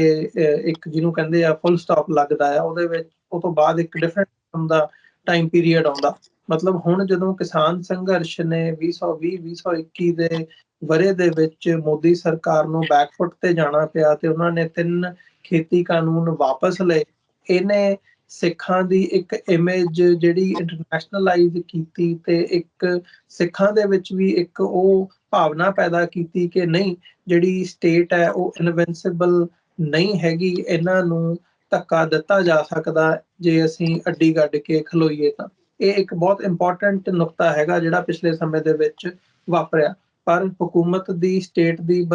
ਦੀ ਬਦਨੀਤੀ ਦੇਖੋ, ਜਿਹੜੀ ਗੱਲ ਉਹਨਾਂ ਨੇ ਵਰਬਲੀ ਮੰਨੀ ਵੀ, ਹੁਣ ਦੁਬਾਰਾ ਉਹ ਸੂਬਿਆਂ ਦੇ ਉੱਤੇ ਜਿਹੜੀ ਹੈ ਮੋਦੀ ਸਰਕਾਰ ਨੇ ਗੱਲ ਸੁੱਟ ਦਿੱਤੀ ਹੈ ਤੇ ਉਹ ਹੁਣ ਚੋਰ ਮੋਰੀਆਂ ਦੇ ਰਾਹੀਂ ਉਹੀ ਜਿਹੜੇ ਖੇਤੀ ਕਾਨੂੰਨ ਵਾਪਸ ਲਏ ਸੀ ਗੱਲੀ ਬਾਤੀ, ਉਹਨਾਂ ਦੀ ਦੁਬਾਰਾ ਇੰਪਲੀਮੈਂਟੇਸ਼ਨ ਦੇ ਉੱਤੇ ਗੱਲ ਜਿਹੜੀ ਹੈ ਉਹ ਆ ਗਈ ਹੈ। ਤੇ ਮੁੱਖ ਰੱਖਦਿਆਂ ਹੋਇਆਂ MSP ਨੂੰ ਮੁੱਖ ਰੱਖਦਿਆਂ ਜਗਜੀਤ ਸਿੰਘ ਡੱਲੇਵਾਲ ਹੋਣ, ਉਹਨਾਂ ਦੇ ਨਾਲ ਜਿਹੜੀਆਂ ਸਹਿਯੋਗੀ ਆਰਗੇਨਾਈਜੇਸ਼ਨ ਨੇ ਉਹਨਾਂ ਨੇ ਸੰਘਰਸ਼ ਵਿੱਢਿਆ। ਕਿਵੇਂ ਇਸੇ ਸਾਲ ਦੇ ਵਿੱਚ ਲੰਘੇ 2024 ਦੇ ਵਿੱਚ ਕਿਸਾਨਾਂ ਦੇ ਉੱਤੇ ਤਸ਼ੱਦਦ ਹੋਇਆ, ਦਿੱਲੀ ਜਾਣ ਦੀ ਗੱਲ ਇਹਨਾਂ ਵੱਲੋਂ ਕੀਤੀ ਗਈ, ਹਰਿਆਣੇ ਦੇ ਵਿੱਚ ਕਿਵੇਂ ਬਾਰਡਰਸ ਦੇ ਉੱਤੇ ਰੋਕ ਕੇ ਮਾਰ ਕੁਟਾਈ ਤੋਂ ਲੈ ਕੇ ਡਰੋਨ ਤੱਕ ਦੀ ਵਰਤੋਂ ਕੀਤੀ ਗਈ ਤੇ ਕਿਹੜੀਆਂ ਗੈਸਾਂ ਵਰਤੀਆਂ ਗਈਆਂ, ਮਤਲਬ ਹੁਣ ਉਹ ਸਾਡੇ ਸਾਹਮਣੇ ਸਾਨੂੰ ਨਜ਼ਰ ਆ ਰਿਹਾ ਹੈ। ਸੋ ਉਹ ਇੱਕ ਦੂਜਾ ਪੱਖ ਵੀ ਹੈ ਜਿੱਥੇ ਅਸੀਂ ਧਾਰਮਿਕ ਪੱਖ ਤੋਂ ਜਾਂ ਸਿਆਸਤ ਦੇ ਪੱਖ ਤੋਂ ਇਸ ਪਾਰਟ ਨੂੰ ਦੇਖ ਰਹੇ ਹਾਂ, ਉੱਥੇ ਸਾਡੀ ਜਿਹੜੀ ਇਕੋਨਮੀ ਹੈ, ਪੰਜਾਬ ਸਟੇਟ ਤੇ ਇੱਕ ਐਗਰੇਰੀਅਨ ਸਟੇਟ ਹੈ, ਪੰਜਾਬ ਦੀ ਜਿਹੜੀ ਰੀੜ੍ਹ ਦੀ ਹੱਡੀ ਆ ਉਹ ਤੇ ਕਿਸਾਨੀ ਹੈ, ਸਾਡੀ ਸਾਰੀ ਇਕੋਨਮੀ ਕਿਸਾਨੀ ਦੇ ਉੱਤੇ ਖੜੀ ਹੈ ਤੇ ਉਸ ਨੂੰ ਕਿਵੇਂ ਦਰਕਿਨਾਰ ਕਰਕੇ ਇੱਕ ਪਾਸੇ ਧੱਕਿਆ ਜਾ ਰਿਹਾ ਹੈ, ਹਾਸ਼ੀਏ ਦੇ ਉੱਤੇ ਧੱਕਿਆ ਜਾ ਰਿਹਾ ਹੈ। ਤੇ ਇਸ ਵਕਤ ਉਹ ਵੀ ਜਗਜੀਤ ਸਿੰਘ ਡੱਲੇਵਾਲ ਵੀ ਜਿਹੜੇ ਆ ਉਹ ਮਰਨ ਵਰਤ ਦੇ ਉੱਤੇ ਹੈਗੇ ਆ, ਬੈਠੇ ਆ। ਸੋ ਇਸ ਬਾਬਤ ਵੀ ਮੈਂ ਚਾਹੂੰਗਾ ਥੋੜਾ ਜਿਹਾ ਇਸ ਵਰ੍ਹੇ ਦੀ ਜਿੱਥੇ ਅਸੀਂ ਗੱਲ ਕਰ ਰਹੇ ਹਾਂ, ਇਸ ਪੱਖੋਂ ਵੀ ਅਸੀਂ ਵਿਚਾਰ ਜ਼ਰੂਰ ਸਾਂਝੇ ਕਰੀਏ। ਬਿਲਕੁਲ ਅਮਰਵੀਰ ਸਿੰਘ ਜੀ, ਜਿਹੜੀ ਅਸੀਂ ਸਿੱਖ ਮੂਵਮੈਂਟ ਦੀ ਇੰਟਰਨੈਸ਼ਨਲਾਈਜੇਸ਼ਨ ਦੀ ਗੱਲ ਕੀਤੀ ਆ, ਉਹ ਅਸੀਂ ਇਸ ਵਰ੍ਹੇ ਨੂੰ ਦਾ ਜ਼ਿਕਰ ਕੀਤਾ, ਪਰ ਜਿਹੜੇ ਪਿਛਲੇ 2020 ਤੋਂ ਅਸੀਂ ਕਹਿ ਸਕਦੇ ਹਾਂ ਜਦੋਂ ਤੋਂ ਕਿਸਾਨ ਸੰਘਰਸ਼ ਸ਼ੁਰੂ ਹੋਇਆ, ਤਾਂ ਪੰਜਾਬ ਤੇ ਸਿੱਖ ਜਿਹੜੇ ਆ ਉਹ ਇਸ ਸਮੇਂ ਸਭ ਤੋਂ ਵੱਧ ਚਰਚਾ ਦਾ ਵਿਸ਼ਾ ਨੇ। ਮਤਲਬ ਉਸ ਖਿੱਤੇ ਦੇ ਵਿੱਚ ਜਿਹੜਾ ਸਾਊਥ ਏਸ਼ੀਆ ਦਾ ਖਿੱਤਾ ਆ, ਤੇ ਉਹਦੇ ਵਿੱਚ ਜਿਹੜੀ ਚਰਚਾ ਆ ਉਹ ਸਿਰਫ ਜਿਹੜੀ ਮਤਲਬ ਅਸੀਂ ਕਹਿ ਸਕਦੇ ਹਾਂ ਕਿ ਅਸਥਿਰਤਾ ਆ ਸਿੱਖ ਮਨਾਂ ਦੇ ਅੰਦਰ ਇੰਡੀਅਨ ਸਟੇਟ ਨੂੰ ਲੈ ਕੇ ਵੀ ਉਸੇ ਦੀ ਚਰਚਾ ਹੋ ਰਹੀ ਆ, ਕਿਉਂਕਿ ਲਗਾਤਾਰ ਸਟਰਗਲ ਆ ਕਿਸਾਨ ਸੰਘਰਸ਼ ਤੋਂ ਲੈ ਕੇ ਹੁਣ ਇੰਡੀਆ ਦਾ ਟਰਾਂਸਨੈਸ਼ਨਲ ਰਿਪਰੈਸ਼ਨ ਜਿਹੜਾ ਆ, ਇਹ ਸਾਰਾ ਕੁਝ ਜੋ ਵੀ ਚੱਲ ਰਿਹਾ ਆ। ਤੇ ਉਹਦੇ 'ਚ ਜਿਹੜੀ ਕਿਸਾਨ ਸੰਘਰਸ਼ ਦੀ ਮਤਲਬ ਅਸੀਂ ਕਹਿ ਸਕਦੇ ਹਾਂ ਕਿ ਜਿਹੜਾ 1995 ਤੋਂ ਬਾਅਦ ਇੱਕ ਸਟੇਟ ਟੈਰਰ ਸੀ ਜਿਹੜਾ ਫੈਲਿਆ ਸੀ, ਉੱਥੇ ਫੇਕ ਐਨਕਾਊਂਟਰਸ ਦੇ ਰਾਹੀਂ ਜੋ ਪਿੰਡਾਂ ਦੇ ਵਿੱਚ ਮੁੰਡੇ ਨੂੰ ਚੁੱਕ ਕੇ ਲੈ ਜਾਣਾ ਤੇ ਉਹਨੂੰ ਪਿੰਡ ਦੀ ਸੱਥ 'ਚ ਲਿਆ ਕੇ ਮਾਰਨਾ ਪੁਲਿਸ ਵਾਲਿਆਂ ਵੱਲੋਂ, ਸਾਰਿਆਂ ਨੂੰ ਦਿਖਾ ਕੇ, ਜਾਂ ਉਹਦੀ ਜਿਹੜੀ ਲੋਥ ਥਾ ਅੱਧ-ਮਰੀ ਉਹਨੂੰ ਪਿੰਡ ਦੀ ਸੱਥ 'ਚ ਸੁੱਟ ਕੇ ਜਾਣਾ। ਤਾਂ ਉਹ ਇੱਕ ਪਲੈਨਡ ਸਟ੍ਰੈਟਜੀ ਸੀ ਇੰਡੀਆ ਦੀ ਵੀ ਤੁਸੀਂ ਇੰਨਾ ਦਹਿਸ਼ਤ ਫੈਲਾ ਦਿਓ ਕਿ ਲੋਕ ਗੱਲ ਕਰਨ ਹੀ ਜਿਹੜੇ ਆ ਡਰਨ। ਤੇ ਮਤਲਬ ਉਹਦਾ ਸਿੱਟਾ ਅਸੀਂ ਦੇਖਿਆ ਵੀ ਲਗਾਤਾਰ ਲੋਕਾਂ ਦੇ ਅੰਦਰ ਚੁੱਪੀ ਵੀ ਫੈਲੀ, ਵੱਡੇ ਪੱਧਰ ਤੇ ਪੰਜਾਬ ਤੋਂ ਪ੍ਰਵਾਸ ਵੀ ਹੋਇਆ, ਵੀ ਮਾਵਾਂ ਨੇ ਆਪਣੇ ਪੁੱਤ ਜਿਹੜੇ ਆ ਉਹ ਬਾਹਰ ਮੁਲਕਾਂ 'ਚ ਭੇਜਣੇ ਸੁਰੱਖਿਅਤ ਸਮਝੇ। ਤੇ ਉਹ ਸਾਰੇ ਦੇ ਚੱਲਦੇ ਆ ਜਿਹੜਾ ਕਿਸਾਨ ਸੰਘਰਸ਼ ਸੀ, ਉਹਨੇ ਜਿਹੜਾ ਉਹ ਸਟੇਟ ਨੇ ਟੈਰਰ ਫੈਲਾਇਆ ਸੀ, ਉਸ ਟੈਰਰ ਨੂੰ ਤੋੜਨ ਦਾ ਸਭ ਤੋਂ ਵੱਡਾ ਕੰਮ ਕੀਤਾ ਕਿ ਉਸ ਸੰਘਰਸ਼ ਦੇ ਵਿੱਚ ਜਦੋਂ ਬੈਰੀਕੇਡ ਤੋੜ ਕੇ ਦਿੱਲੀ ਪਹੁੰਚੇ ਆ ਪੰਜਾਬ ਦੇ ਨੌਜਵਾਨ, ਤਾਂ ਉਸ ਤੋਂ ਬਾਅਦ ਉਹ ਪੁਲਿਸ ਦਾ ਡਰ ਨਿਕਲ ਗਿਆ ਤੇ ਉਸ ਸੰਘਰਸ਼ ਤੋਂ ਬਾਅਦ ਉਹਦੇ 'ਚ ਜਿੱਤ ਵੀ ਹਾਸਲ ਕੀਤੀ। ਉਹ ਬੜਾ ਕੁਛ ਉਸ ਸੰਘਰਸ਼ 'ਚੋਂ ਖੱਟਿਆ ਸਿੱਖਾਂ ਨੇ, ਪਰ ਉਹ ਤੋਂ ਬਾਅਦ ਫੇਰ ਜਿਹੜਾ ਜਿਵੇਂ ਦਾ 47 'ਚ ਵਾਅਦੇ ਕਰਕੇ ਮੁੱਕਰੇ ਸਿੱਖਾਂ ਦੇ ਨਾਲ, ਤੇ ਇੱਕ ਵਾਰ ਫੇਰ ਇਹਨਾਂ ਨੇ ਉਹਨੂੰ ਦੁਹਰਾਇਆ ਆਪਣੇ ਇਤਿਹਾਸ ਨੂੰ, ਜਿਹੜਾ ਕ੍ਰਿਤ ਘਣਤਾ ਦਾ ਇਤਿਹਾਸ ਆ ਇੰਡੀਅਨ ਸਟੇਟ ਦਾ, ਤੇ ਉਹ ਦੁਬਾਰਾ ਫੇਰ ਕਿਸਾਨਾਂ ਨੂੰ ਜਗਜੀਤ ਸਿੰਘ ਡੱਲੇਵਾਲ ਅੱਜ ਮਰਨ ਵਰਤ ਤੇ ਬੈਠੇ ਅਸੀਂ ਦੇਖ ਰਹੇ ਹਾਂ, ਲਗਾਤਾਰ ਮੂਵਮੈਂਟ ਚੱਲ ਰਹੀ ਆ। ਔਰ ਜਿਵੇਂ ਇਹਨਾਂ ਨੇ ਫਿਰ ਅੱਜ ਦੂਜਾ ਕਿਸਾਨ ਸੰਘਰਸ਼ ਸ਼ੁਰੂ ਹੋਇਆ ਤਾਂ ਇਜ਼ਰਾਈਲ ਦੀ ਜਿਹੜੀ ਟੈਕਨੋਲੋਜੀ ਆ ਉਹਨੂੰ ਯੂਜ਼ ਕੀਤਾ ਕਿਸਾਨਾਂ ਦੇ ਉੱਤੇ, ਡਰੋਨਸ ਯੂਜ਼ ਕੀਤੇ ਕਿਸਾਨਾਂ ਦੇ ਉੱਤੇ, ਟੀਅਰ ਗੈਸ ਸ਼ੈਲ ਸੁੱਟਣ ਦੇ ਲਈ ਸਾਰਾ ਕੁਛ ਕੀਤਾ। ਪਰ ਜਿਹੜੀ ਪੰਜਾਬ ਦੀ ਜਿਹੜੀ ਅਸੀਂ ਕਹਿ ਸਕਦੇ ਹਾਂ ਕਿ ਅਖਲਾਕ ਆ ਪੰਜਾਬ ਦਾ, ਜਾਂ ਪੰਜਾਬ ਦਾ ਸੁਭਾਅ ਆ ਵੀ ਆਲਮ ਅੱਗੇ ਝੁਕਣਾ ਨਹੀਂ, ਤੇ ਉਹ ਦੁਬਾਰਾ ਉਹਦਾ ਪ੍ਰਗਟਾਵਾ ਕੀਤਾ। ਤੇ ਭਾਵੇਂ ਡਰੋਨ ਜੋ ਮਰਜ਼ੀ ਯੂਜ਼ ਕੀਤਾ, ਪਰ ਕਿਸਾਨ ਸੰਘਰਸ਼ ਦੇ ਉੱਤੇ ਡਟੇ ਹੋਏ ਆ ਲਗਾਤਾਰ। ਤੇ ਹੁਣ ਅੱਗੇ ਦੇਖੋ ਵੀ ਕਿੱਧਰ ਨੂੰ ਇਹ ਸੰਘਰਸ਼ ਜਾਂਦਾ ਆ, ਇਹਦੇ ਬਾਰੇ ਹਜੇ ਕੁਛ ਵੀ ਸਪਸ਼ਟ ਨਹੀਂ ਕਿਹਾ ਜਾ ਸਕਦਾ। ਪਰ ਜਗਜੀਤ ਸਿੰਘ ਡੱਲੇਵਾਲ ਦੀ ਸਥਿਤੀ ਜਿਹੜੀ ਆ ਦਿਨ ਪ੍ਰਤੀ ਦਿਨ ਕ੍ਰਿਟੀਕਲ ਹੋ ਰਹੀ ਆ। ਪਰ ਉਹ ਤੋਂ ਬਾਅਦ ਮੈਂ ਇਸ ਸਾਰੀ ਚੀਜ਼ ਨੂੰ ਇਹ ਸਮਝਦਾ ਅਮਰਵੀਰ ਸਿੰਘ ਜੀ ਕਿ ਸਟੇਟ ਨੇ ਸਿਰੇ ਦਾ ਜ਼ੋਰ ਲਾ ਕੇ ਮਤਲਬ ਜ਼ੁਲਮ ਦੀ ਹੱਦ ਮੁਕਾਈ ਤੇ ਉਹਨੇ ਆਪਣਾ ਜਿਹੜਾ ਟੈਰਰ ਆ ਉਹ ਪੰਜਾਬ ਦੇ ਵਿੱਚ ਸਿੱਖ ਮਨਾਂ ਦੇ ਉੱਤੇ ਪਾਇਆ 1995 ਦੇ ਵਿੱਚ 95 ਤੱਕ 95 ਜੀ 96 ਤੱਕ। ਉਸ ਤੋਂ ਬਾਅਦ ਜਦੋਂ ਵੀ ਸਿੱਖ ਸੜਕਾਂ ਤੇ ਉਤਰਨ ਲੱਗੇ, ਭਾਵੇਂ ਉਹ ਸਰਸੇ ਵਾਲੇ ਦਾ ਮਸਲਾ ਹੋਵੇ, ਭਾਵੇਂ ਉਹ ਭਾਈ ਬਲਵੰਤ ਸਿੰਘ ਰਾਜੋਆਣੇ ਦਾ ਮਸਲਾ ਹੋਵੇ, ਅਸੀਂ ਜਾਣਦੇ ਹਾਂ ਕਿ ਕਿਵੇਂ ਜਸਪਾਲ ਸਿੰਘ ਚੋੜ ਸਿਧਵਾਂ ਨੂੰ ਕਤਲ ਕੀਤਾ ਗਿਆ, ਕੋਲਡ ਬਲੱਡਡ ਮਰਡਰ ਉਹਦਾ ਕੀਤਾ ਸੀ ਉਦੋਂ ਗੋਲੀਆਂ ਮਾਰ ਕੇ। ਮਤਲਬ ਇਹ ਸਾਰਾ ਕੁਝ ਸਟੇਟ ਲਗਾਤਾਰ ਕਰਦੀ ਰਹੀ ਵੀ ਜਿਹਦੇ ਨਾਲ ਜਿਹੜੀ ਉਹ ਦਹਿਸ਼ਤ ਆ ਉਹ ਸਿੱਖ ਮਨਾਂ ਤੇ ਪਈ ਰਹੇ। ਇਹ ਸੇਮ ਟੈਕਟਿਕ ਜੇ ਪੰਜਾਬ ਦੇ ਵਿੱਚ ਕੋਈ ਡੈਮੋਕ੍ਰੈਟਿਕ ਤਰੀਕੇ ਦੇ ਨਾਲ ਕੋਈ ਆਰਗੇਨਾਈਜੇਸ਼ਨ ਦੇ ਨਾਲ ਸਿੱਖ ਨੌਜਵਾਨ ਜੁੜਦਾ ਵੀ ਆ, ਉਹ ਗੱਲਬਾਤ ਕਰਦਾ ਆਪਣੇ ਹੱਕਾਂ ਦੇ ਲਈ, ਤਾਂ ਪੰਜਾਬ ਪੁਲਿਸ ਦਾ ਇਹ ਪੱਕਾ ਹੀ ਫਿਕਸਡ ਰਵੱਈਆ ਆ ਕਿ ਉਹਦੇ ਘਰੇ 2-3 ਪੁਲਿਸ ਵਾਲੇ ਜਾਂਦੇ ਆ ਕਿ ਹਾਂਜੀ ਦੱਸੋ ਤੁਹਾਡੀ ਭੂਆ ਦਾ ਘਰ ਕਿੱਥੇ ਆ, ਤੁਹਾਡੇ ਮਾਮੇ ਦਾ ਘਰ ਕਿੱਥੇ ਆ, ਸਾਰਾ ਕੁਝ। ਮਤਲਬ ਇਹ ਸਾਰੀਆਂ ਜਿਹੜੀਆਂ ਟੈਕਟਿਕਸ ਆ ਉਹ ਕੀ ਆ ਕਿ ਤੁਹਾਡੀ ਜਿਹੜੀ ਫਰੀडम ਆਫ ਐਕਸਪ੍ਰੈਸ਼ਨ ਆ, ਤੁਹਾਡਾ ਮਤਲਬ ਰਾਈਟ ਟੂ ਲਾਈਫ ਆ, ਉਹਨੂੰ ਸਾਰੇ ਨੂੰ ਹੀ ਡਿਨਾਈ ਕੀਤਾ ਜਾ ਰਿਹਾ ਉੱਥੇ। ਇਹ ਗੱਲਾਂ ਬਾਹਰ ਨਹੀਂ, ਮਤਲਬ ਦੁਨੀਆ ਨੂੰ ਇੰਡੀਆ ਕਹਿੰਦਾ ਜੀ ਸਾਡੇ ਤਾਂ ਡੈਮੋਕ੍ਰੇਸੀ ਆ, ਸਰਕਾਰ ਚੁਣ ਕੇ ਆਉਂਦੀ ਆ, ਪਰ ਜੋ ਤੇ ਗਰਾਊਂਡ ਤੇ ਹੋ ਰਿਹਾ ਲੋਕਾਂ ਨੂੰ ਬੋਲਣ ਤੱਕ ਦਾ ਹੱਕ ਨਹੀਂ। ਵੀ ਉਹ ਸਾਰੇ ਕੁਝ ਤੋਂ ਬਾਅਦ ਕਿਸਾਨ ਸੰਘਰਸ਼ ਦੇ ਵਿੱਚ ਜਦੋਂ ਇਹ ਬੈਰੀਕੇਡ ਤੋੜ ਕੇ ਮੁੰਡੇ ਪਹੁੰਚੇ ਆ ਦਿੱਲੀ, ਤਾਂ ਕੋਈ ਡਰ ਨਹੀਂ ਰਿਹਾ, ਪੁਲਿਸ ਵਾਲਿਆਂ ਦੀ ਪਰਵਾਹ ਨਹੀਂ ਸੀ ਮਾਰਦੇ, ਪੁਲਿਸ ਦੀ ਵਰਦੀ ਦਾ ਕੋਈ ਡਰ ਨਹੀਂ ਰਿਹਾ ਜੀ ਪੰਜਾਬ ਦੇ ਵਿੱਚ। ਤੇ ਉਸ ਤੋਂ ਬਾਅਦ ਸਟੇਟ ਨੇ ਦੁਬਾਰਾ ਇਹ ਜਿਹੜਾ ਟ੍ਰਾਂਸਨੈਸ਼ਨਲ ਰਿਪਰੈਸ਼ਨ ਦੇ ਰਾਹੀਂ ਹੁਣ ਬੰਦੇ ਮਾਰਨੇ ਸ਼ੁਰੂ ਕੀਤੇ, ਪੰਜਾਬ ਹੋਵੇ ਚਾਹੇ ਪੰਜਾਬ ਤੋਂ ਬਾਹਰ ਹੋਵੇ, ਵੀ ਜਿਹੜੇ ਸਿੱਖ ਲੀਡਰ ਆ ਉਹਨਾਂ ਨੂੰ ਕਤਲ ਕੀਤਾ ਜਾ ਰਿਹਾ। ਤੇ ਇਹ ਇੱਕ ਟੈਕਟਿਕ ਆ। ਤੁਸੀਂ ਦੇਖੋ ਵੀ ਕੋਈ ਬੰਦਾ ਕਹੂੰਗਾ ਵੀ ਇੰਡੀਆ ਐਡਾ ਵੱਡਾ ਰਿਸਕ ਕਿਉਂ ਲੈ ਰਿਹਾ, ਮਤਲਬ ਆਪਣੀ ਸਾਰੀ ਇੰਟਰਨੈਸ਼ਨਲ ਛਵੀ ਆ ਉਹ ਇੰਡੀਆ ਖਰਾਬ ਕਰ ਰਿਹਾ, ਇੰਡੀਆ ਆਪਣੇ ਸਾਰੇ ਰਿਲੇਸ਼ਨਸ ਖਰਾਬ ਕਰ ਰਿਹਾ US ਕੈਨੇਡਾ ਦੇ ਨਾਲ। ਪਰ ਕਿਉਂਕਿ ਇੰਡੀਅਨ ਸਟੇਟ ਖੜੀ ਇਸੇ ਫੀਅਰ ਦੇ ਉੱਤੇ ਆ, ਮਤਲਬ ਇੰਡੀਅਨ ਸਟੇਟ ਪੰਜਾਬ ਦੇ ਵਿੱਚ ਉਹਨੂੰ ਪਤਾ ਲੋਕਾਂ ਨੂੰ ਮੈਂ ਲੁੱਟ ਰਹੀ ਹਾਂ। ਪੰਜਾਬ ਦੀ ਆਰਥਿਕਤਾ ਪਹਿਲੇ ਨੰਬਰ ਤੋਂ ਅੱਜ 30-40 ਸਾਲਾਂ ਦੇ ਵਿੱਚ 19ਵੇਂ ਨੰਬਰ ਤੇ 20ਵੇਂ ਨੰਬਰ ਤੇ ਆ ਗਈ ਆ। ਵੀ ਜਿਹੜੇ ਗਰੀਬ ਤੋਂ ਗਰੀਬ ਸੂਬੇ ਸੀ ਭਾਰਤ ਦੇ, ਉਹਨਾਂ ਨਾਲ ਵੀ ਪੰਜਾਬ ਦੇ ਵਿੱਚ ਜੇ ਤੁਸੀਂ ਪਰ ਕੈਪੀਟਲ ਇਨਕਮ ਦੇਖੋ ਘਟ ਗਈ ਆ, ਅਨਐਮਪਲੋਇਮੈਂਟ ਰੇਟ ਸਭ ਤੋਂ ਵੱਧ ਆ। ਇਹ ਸਾਰਾ ਕੁਝ ਕਰਨ ਤੋਂ ਬਾਅਦ ਕਿਹੜਾ ਪੰਜਾਬ ਦੇ ਪੰਜਾਬੀ ਆ ਜਿਹੜਾ ਇਸ ਦੇਸ਼ ਦੇ ਵਿੱਚ ਖੁਸ਼ ਰਹਿ ਰਿਹਾ? ਜੀ ਉਹ ਜੇ ਰੱਖ ਰਹੇ ਆ ਤਾਂ ਉਹਨਾਂ ਦੇ ਕੋਲ ਇੱਕੋ ਇੱਕ ਤਰੀਕਾ ਆ, ਉਹ ਫੀਅਰ ਆ।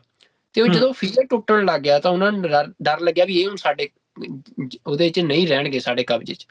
ਤੇ ਉਹ ਦੁਬਾਰਾ ਉਸ ਫੀਅਰ ਨੂੰ ਪਾਉਣ ਦੇ ਲਈ ਇਹ ਸਾਰਾ ਕੁਝ ਕਰ ਰਹੇ ਆ। ਤੇ ਪਰ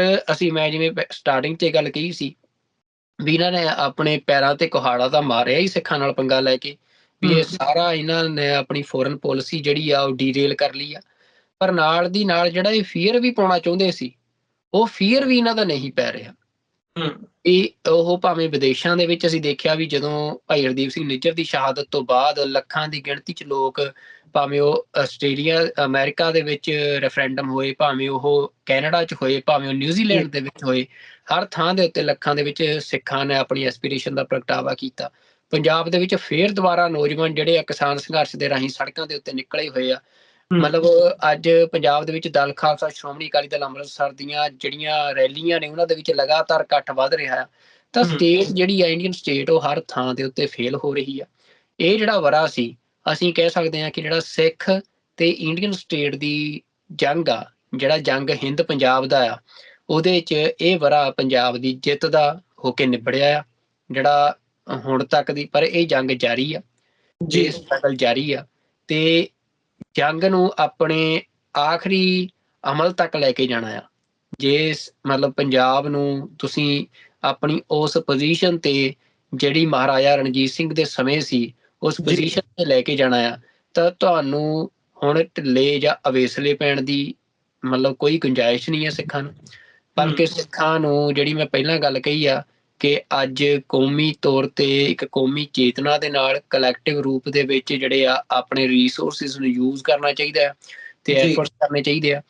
ਤੇ ਆਖਰੀ ਗੱਲ ਜਿਹੜੀ ਸਿੱਖਾਂ ਨੂੰ ਮਤਲਬ ਅਗਲੇ ਸਾਲ 'ਚ ਕਰਨੀ ਚਾਹੀਦੀ ਆ, ਹਾਲਾਂਕਿ ਮੈਂ ਮਤਲਬ ਇੱਕ ਖੁਸ਼ੀ ਵਾਲੀ ਗੱਲ ਸੀ,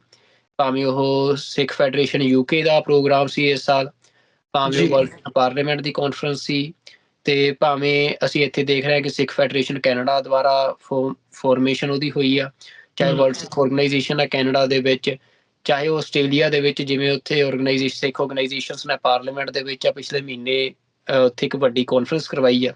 ਤਾਂ ਇਹ ਸਾਰੇ ਪ੍ਰੋਗਰਾਮ ਬੜੀਆਂ ਪੋਜ਼ਿਟਿਵ ਸਟੈਪਸ ਨੇ ਵੀ ਜਿੱਥੇ ਸਿੱਖ ਜਿਹੜੇ ਆ ਉਹਨਾਂ ਦੀ ਜਿਹੜੀ ਸਾਰੀ ਸਟਰਗਲ ਆ ਉਹ ਇੰਸਟੀਟਿਊਸ਼ਨਲਾਈਜ਼ਡ ਹੁੰਦੀ ਦਿਖ ਰਹੀ ਆ। ਪਰ ਇਸ ਤੋਂ ਗਾਂਹ ਵੀ ਜਿਹੜੇ ਸਿੱਖਾਂ ਨੂੰ ਇਹ ਅਗਲੇ ਸਾਲ ਦੇ ਵਿੱਚ ਕਰਨਾ ਚਾਹੀਦਾ ਵੀ ਦੇਖੋ ਸਟੇਟ ਜਿਹਦੇ ਨਾਲ ਤੁਸੀਂ ਸਟਰਗਲ ਕਰ ਰਹੇ ਹੋ, ਜਿਹਦੇ ਨਾਲ ਤੁਹਾਡੀ ਜਹਿਦ ਚੱਲ ਰਹੀ ਆ, ਉਹ ਬੜੀ ਆਰਗੇਨਾਈਜ਼ਡ ਆ ਤੇ ਆਰਗੇਨਾਈਜ਼ਡ ਹੋਣਾ ਹੀ ਉਹਦੀ ਤਾਕਤ ਆ ਵੀ ਉਹ ਇੱਕ ਆਰਡਰ ਜਿਹੜਾ ਆ, ਇੱਕ ਪਾਲਿਸੀ ਜਿਹੜੀ ਆ ਉੱਪਰ ਤੋਂ ਲੈ ਕੇ ਥੱਲੇ ਤੱਕ ਉਹਨਾਂ ਦੇ ਕੋਲ ਫਰੇਮਵਰਕ ਆ ਜਿਹਦੇ ਚ ਉਹਨੂੰ ਲਾਗੂ ਕਰਦੇ ਆ। ਜੇ ਸਿੱਖਾਂ ਦੀ ਗੱਲ ਖੰਡਾ ਚ ਰਹਿੰਦੀ ਆ, ਇਸੇ ਕਰਕੇ ਸਿੱਖ ਜਿਹੜੇ ਆ ਵੱਧ ਤਾਕਤ ਹੋਣ ਦੀ ਬਜਾਏ, ਵੱਧ ਸਮਰੱਥਾ ਹੋਣ ਦੀ ਬਜਾਏ ਉਸ ਸਟੇਟ ਤੋਂ ਕਈ ਵਾਰ ਹਾਰ ਵੀ ਜਾਂਦੇ ਆ। ਤੇ ਇਸ ਕਰਕੇ ਸਿੱਖਾਂ ਨੂੰ ਆਪਣੀ ਜਿਹੜੀ ਤਾਕਤ ਆ ਉਹਨੂੰ ਇੰਸਟੀਟਿਊਸ਼ਨਲਾਈਜ਼ਡ ਕਰਨਾ ਤੇ ਉਹਦੇ ਫਰੇਮਵਰਕ ਚ ਢਾਲਣਾ ਕਿ ਜਿਹੜਾ ਤੁਸੀਂ ਫੈਸਲਾ